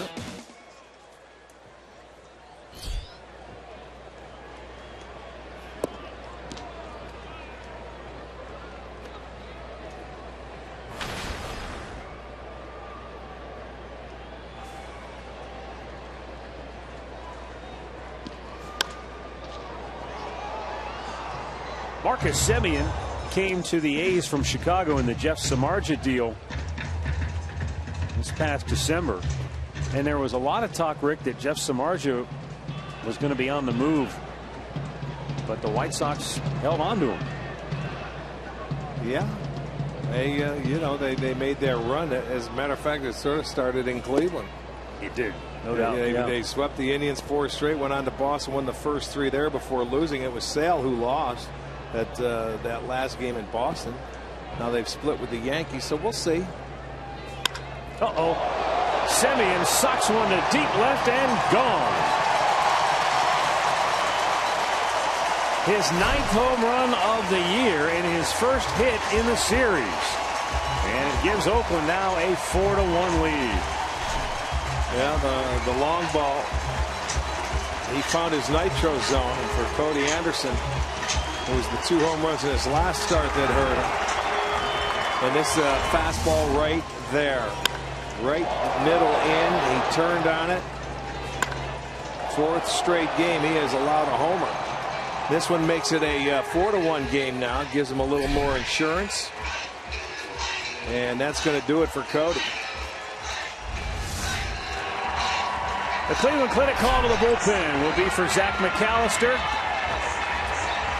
As Cody walks off, obviously disappointed. But the folks who came here to support him were not.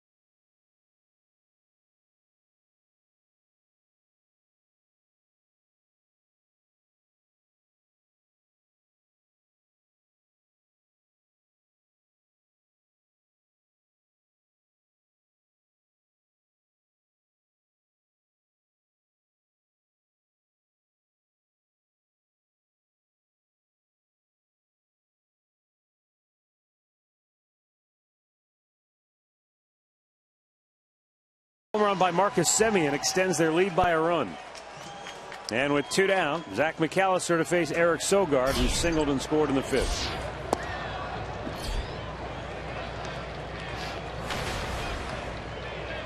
Zach McAllister.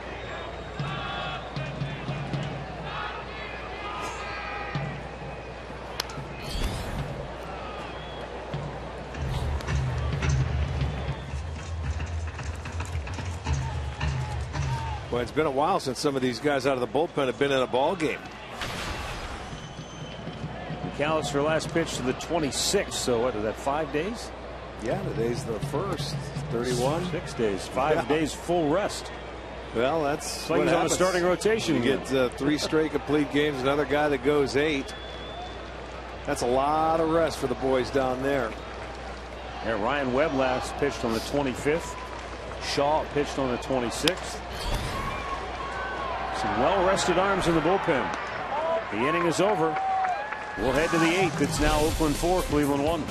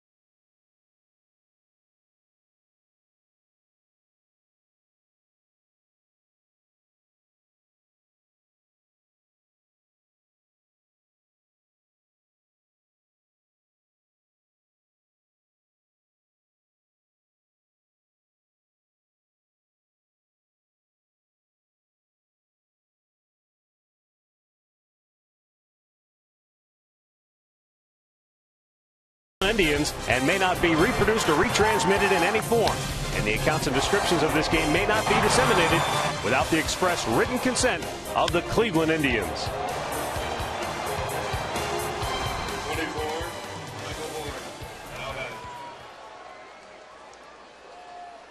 4-1 in favor of the A's. Defensively, Sam Fuld takes over in left field, and Billy Burns has come in now in center. Yeah, get the speedster out there, your normal center fielder. Michael Bourne promptly lines one to left center, and he'll stay at first. Guess what? He finally got a fastball to his liking. He was swinging and missing all day at the changeup. But boy, you talk about taking advantage. You get the fastball, and what does he do? He gets a base hit, gets the inning started. Oakland has Drew Pomerantz up in the bullpen, so could be the final hitter of the night right here for Brooks. I would probably think you are right. He's just over 90 pitches on the night. Mike Aviles is 0 for 2 in the ball game. He's flat out grounded out. First time the Indians have had their leadoff man aboard tonight.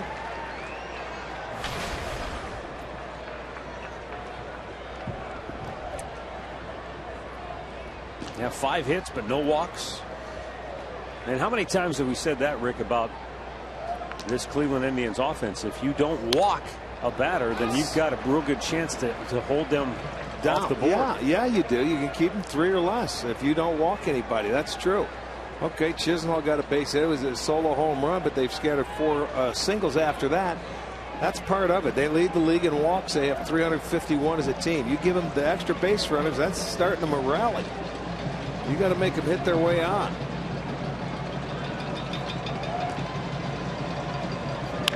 Mike Aviles shoots one to deep left field. Fuld is back on that track and makes the catch at the base of the wall.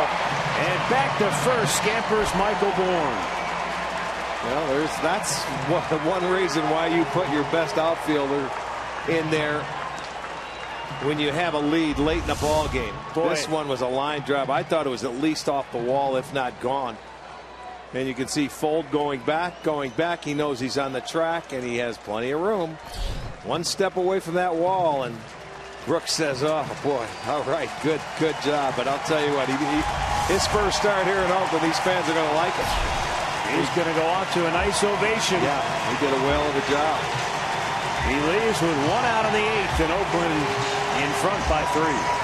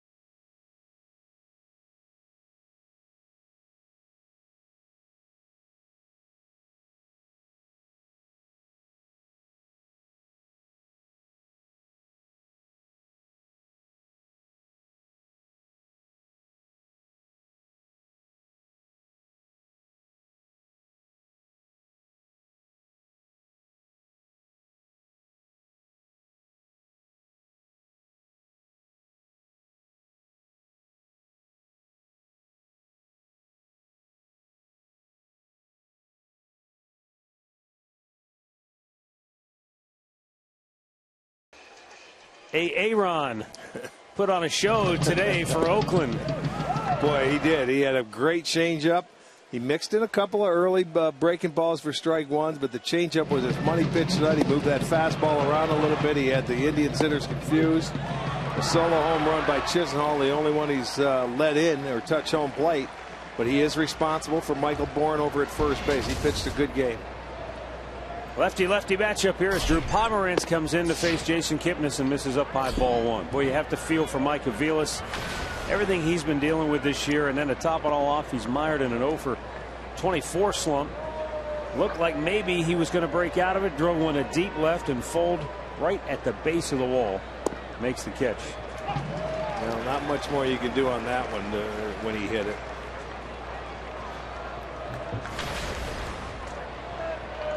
Kipnis twice has flied to left, struck out his last time up. The A's have done a good job keeping him down so far in the series. Pomeranz with a really good looking breaking ball. Yeah, the key is throwing it for strikes. I remember he's pitched against us in Cleveland. He had a little command issues. Yeah. You know, with the breaking ball, couldn't throw it for strikes, and they were able to get to him a little bit.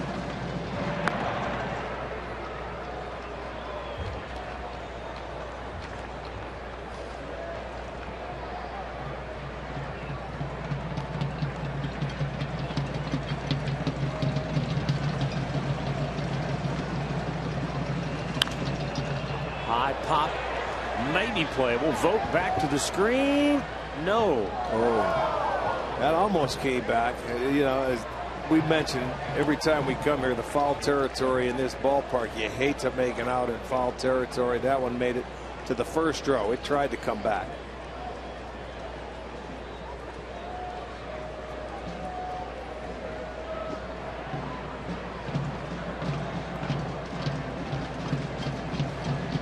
Wasn't the reason that home plate, when they originally had it, was set back? It was too far a little bit, and the people in the upper deck could not see home plate, so they had to move the plate out.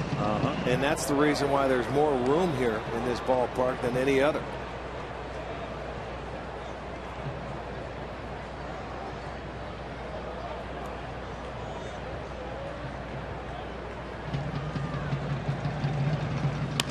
Right back to him. Pomeranz can't find the ball.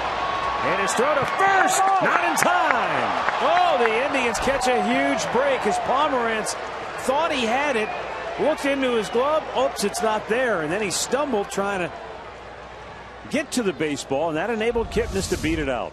That went from a double play ball to not getting anybody. Watch, after he picks it up, he wanted to go to one. There's the slip that cost him.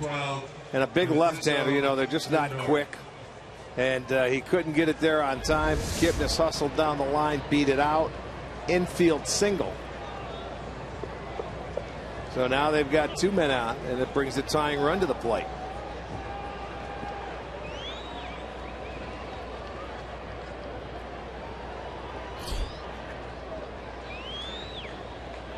Now, well, they do a rule charge and error on Pomeranz there. Oh, they did? Lindor Okay. pops it back out of play.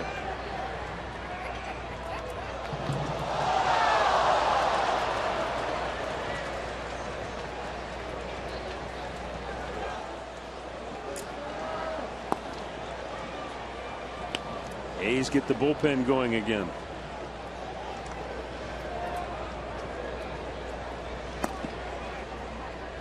Lindor 1 for 3 on the night.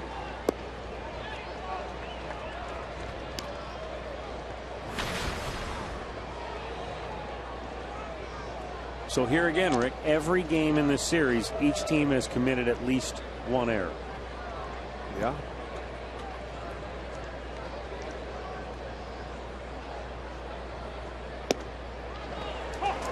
Lindor takes a strike, and now he falls behind 1-2.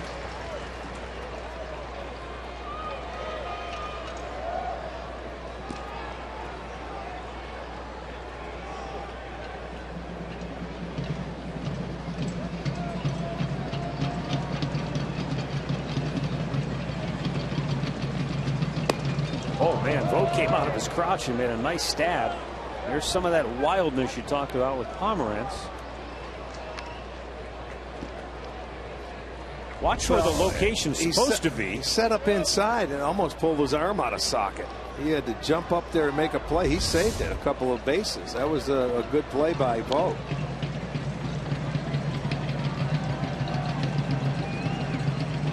Big curveball, and Lindor is out on strikes. 2 down.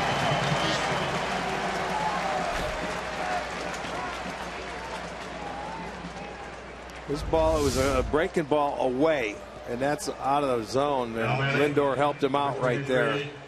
That ball was up, it was away, came down, but it was off the dish. So here is Michael Brantley, who's 1 for 3 on the night.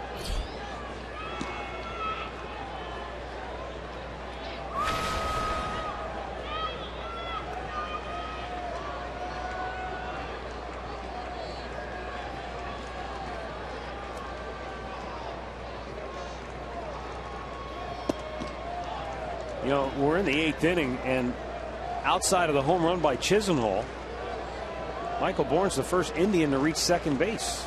Yeah, in an inning. Well, like you said, no walks, and they've hit singles.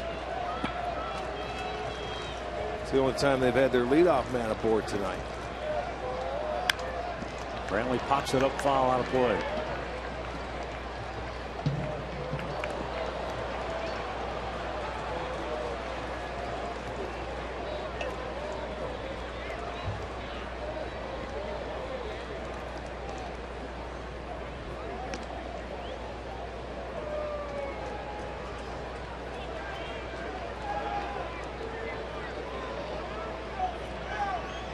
The Indians looking for another big 2-out base hit from Michael Brantley.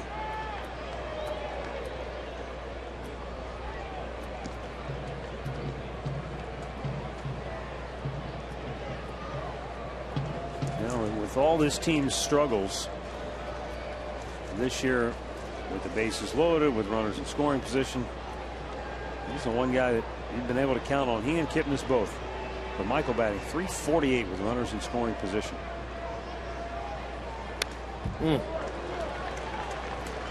Had one to his liking there.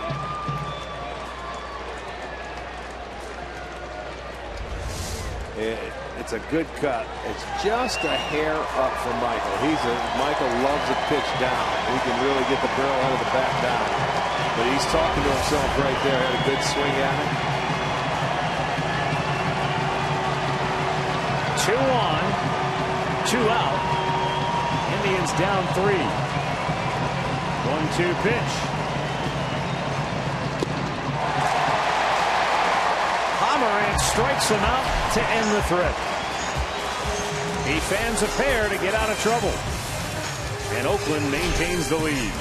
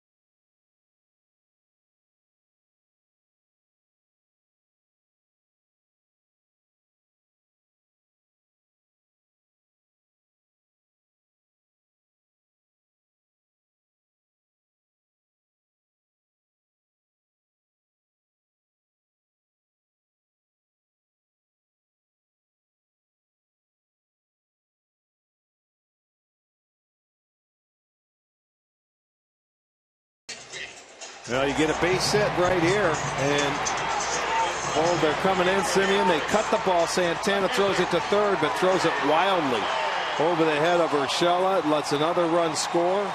That was the unearned run allowed in that inning. Then they added a solo home run after that. But that was the big play in the ball game after Chisenhall already threw one guy out at home plate. Had a chance at another, but it got out of control.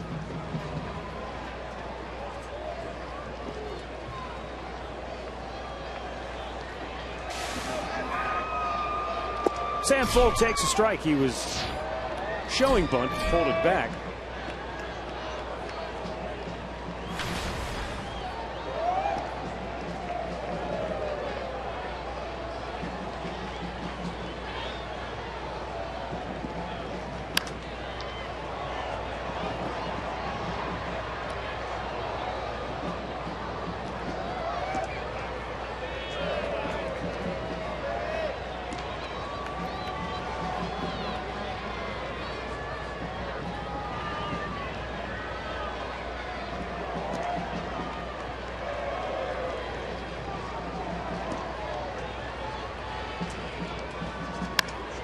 Center field and a base hit. Sam Fold with his second knock of the night. He's been on base safely 3 times.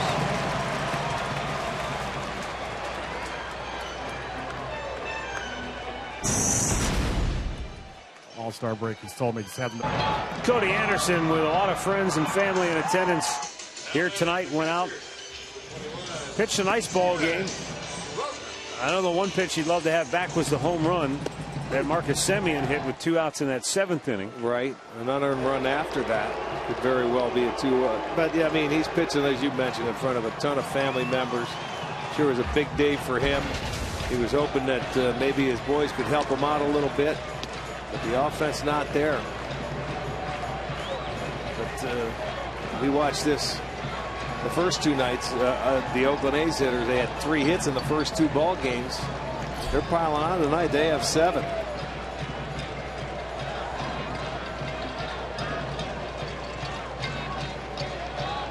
Stephen Vogt with a foul back.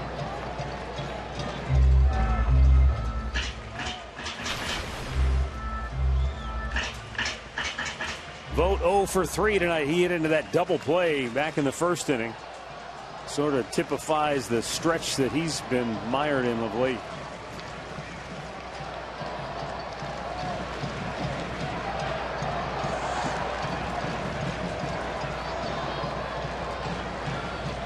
And a foul back.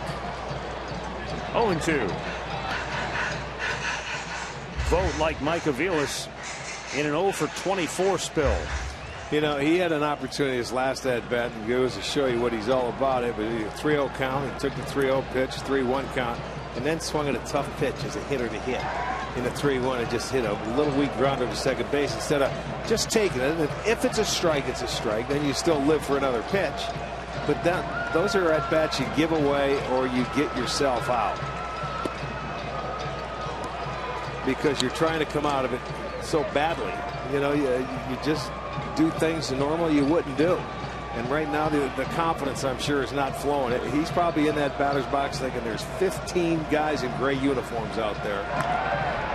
Well, and I'm sure you can attest to this.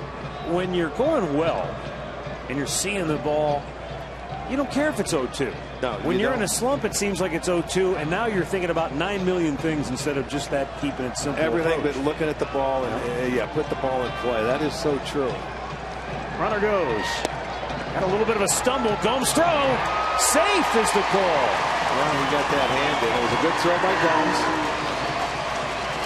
Francisco Lindor pointing back. I don't know if he was motioning to Terry Francona, feeling like maybe he had him.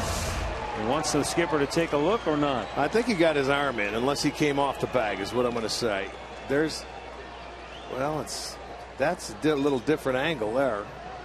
Here comes Terry. He's going to ask him to take a look. Okay. Here's another case, though. If he keeps the glove on him the whole way through, he comes off the base at one point. This is the one I want to say. Well, it's hard because where's that he hand comes on the off base? the base there. That's another case where you've got to keep the glove on him all the way through the slide. Yeah, it's hard to tell. It is really close. Ladies and gentlemen, the Cleveland Indians are challenging. From my first view, the naked eye, I thought he got his hand in, but on one of those replays, it looked like Lindor got him on the back before the hand got there.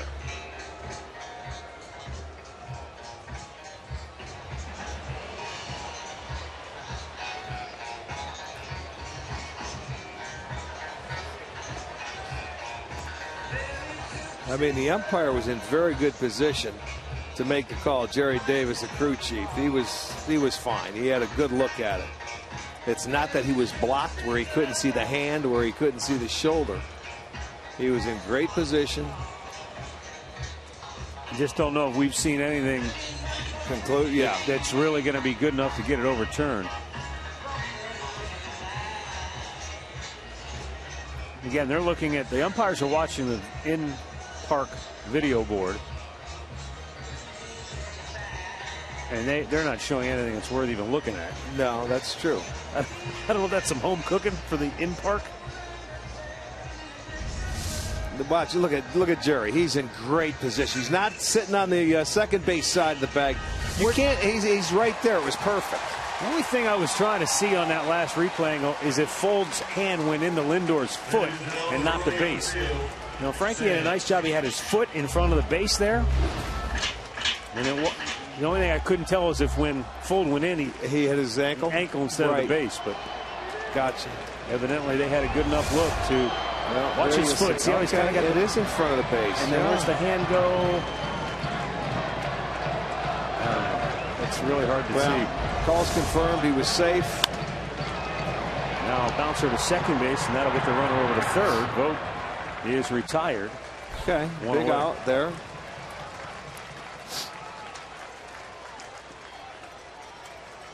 Let's go down to Andre. You know, with the trade of Mark Zipchinski, Indians don't have that true setup left on left guy. How's Terry going to work this thing the rest of the way now? The Tito shuffle may change, as we call it. He's going to go probably the best arm at times. And right now with Reddick up, he's going to stay with Brian Shaw. At times we might see Kyle Crockett come up, but he says, I don't have the lefty that we've had in the past. I'm going to go with the best arm that I have, and we're going to go with there. He also said Zipchinski leaving when he left was tough because he was here and his teammates heard it, and it was just a tough move because Zipchinski, it bothered him that he had to be traded when he was traded. I'll tell you one thing, though, when you don't have a lefty down there late in the ball game, it makes your job, you don't have to use him. A lot of times when you have a lefty down there, whether you want to or not, for a manager, you have to use him because that's what the situation dictates. Without one there, then, he's going to have to go with his hot hand. He has no other choice.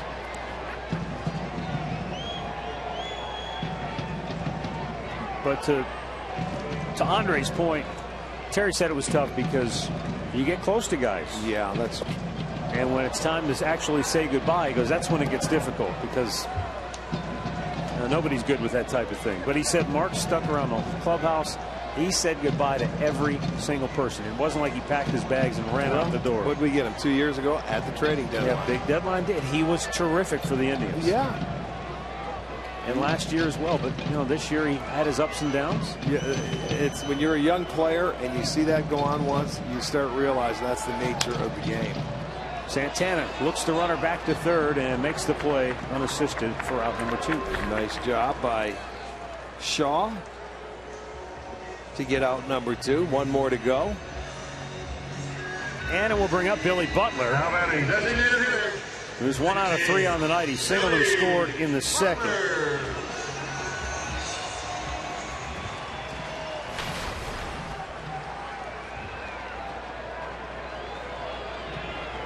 This is one of those tough situations for me because, like you, we've seen Billy Butler do a lot of damage against the Indians over the years, but you got a left-handed hitter on deck.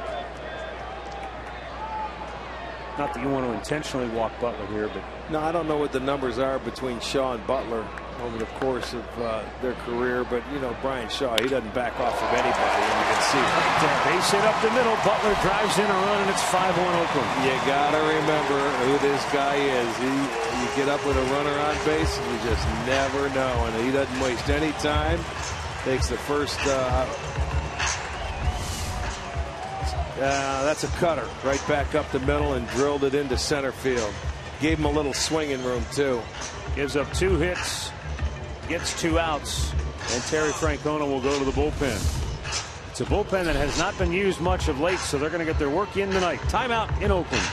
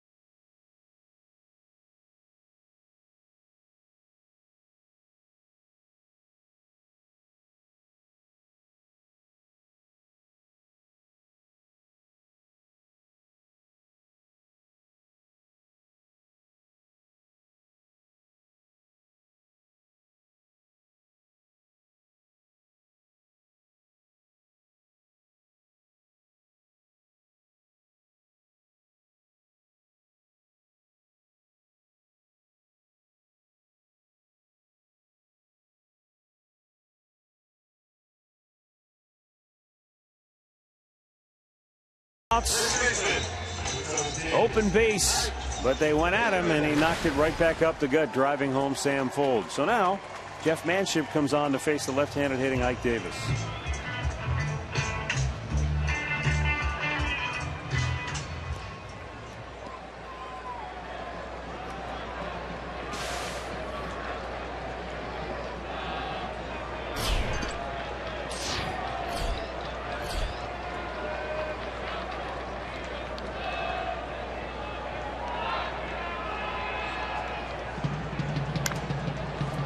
Back out of play.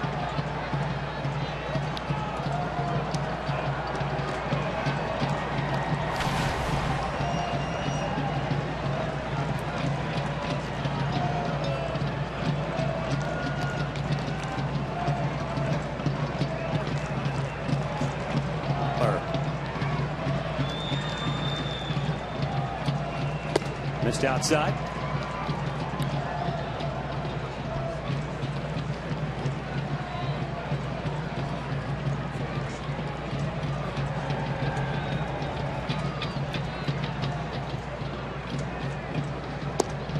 Big curveball, can't find the zone.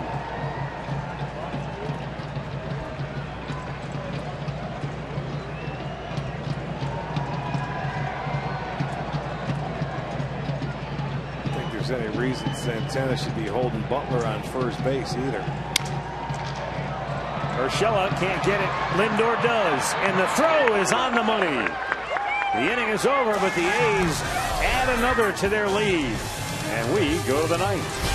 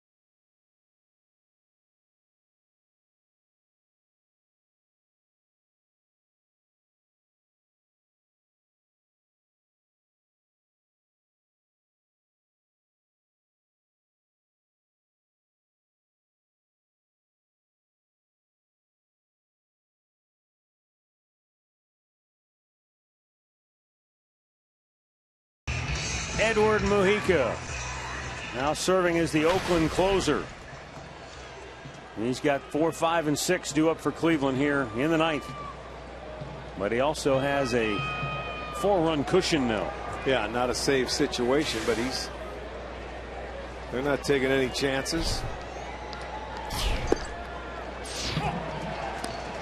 Yeah, that's usually the way it works when you've lost 3 in a row and 7 out of 8. Let's go. That's right. We need 3 outs. You don't care about anything except that 1 W. Santana, routine pop-up. One away, he's 0 for 4 tonight. Looking back at our keys to the game, brought to you by Wayside Furniture. Can Cody make it 5 in a row? The previous 4 starters all went either 8 or 9 innings. Number 10. And were dominant. And again, Cody pitched well, just not his night. And the Indians did nothing offensively against Aaron Brooks, save the 1 home run, a solo shot by Lonnie Chisenhall in the 5th. Yan Gomes 1 out of 3. Bouncer foul.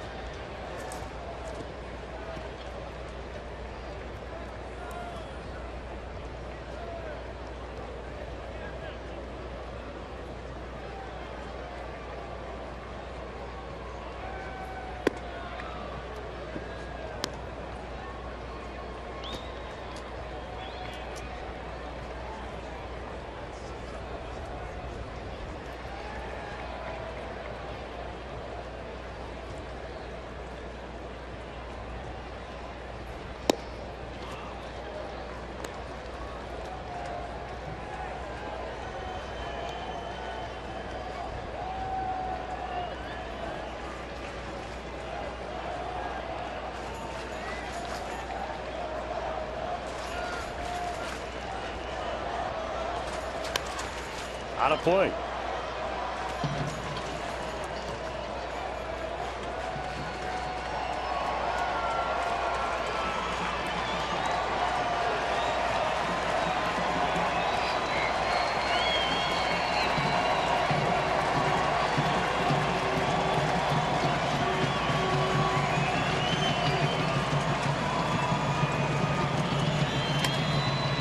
Gomes trying to bloop one in, but the right fielder Reddick able to come in and grab it. 2 down.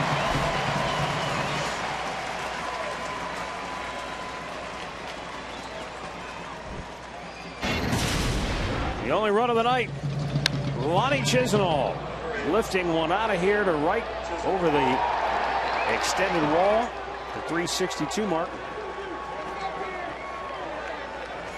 4 for 10 in the series, so Chisenhall back and swinging it well.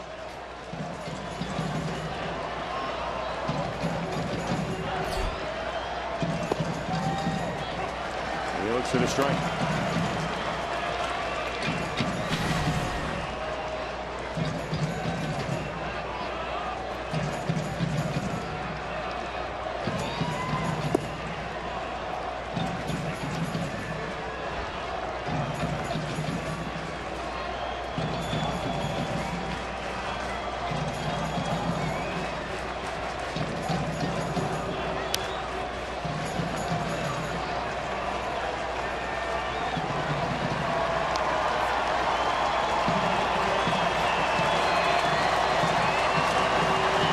Are getting up on their feet with a 1-ball, 2-strike count, 2 down in the 9th, and Oakland leading it 5-1. Mujica deals, and Chisenhall down on strikes to end the ball game. Tribe's brief 3-game win streak comes to an end tonight here at the Coliseum as the A's win it 5-1. Oakland ends their 3-game losing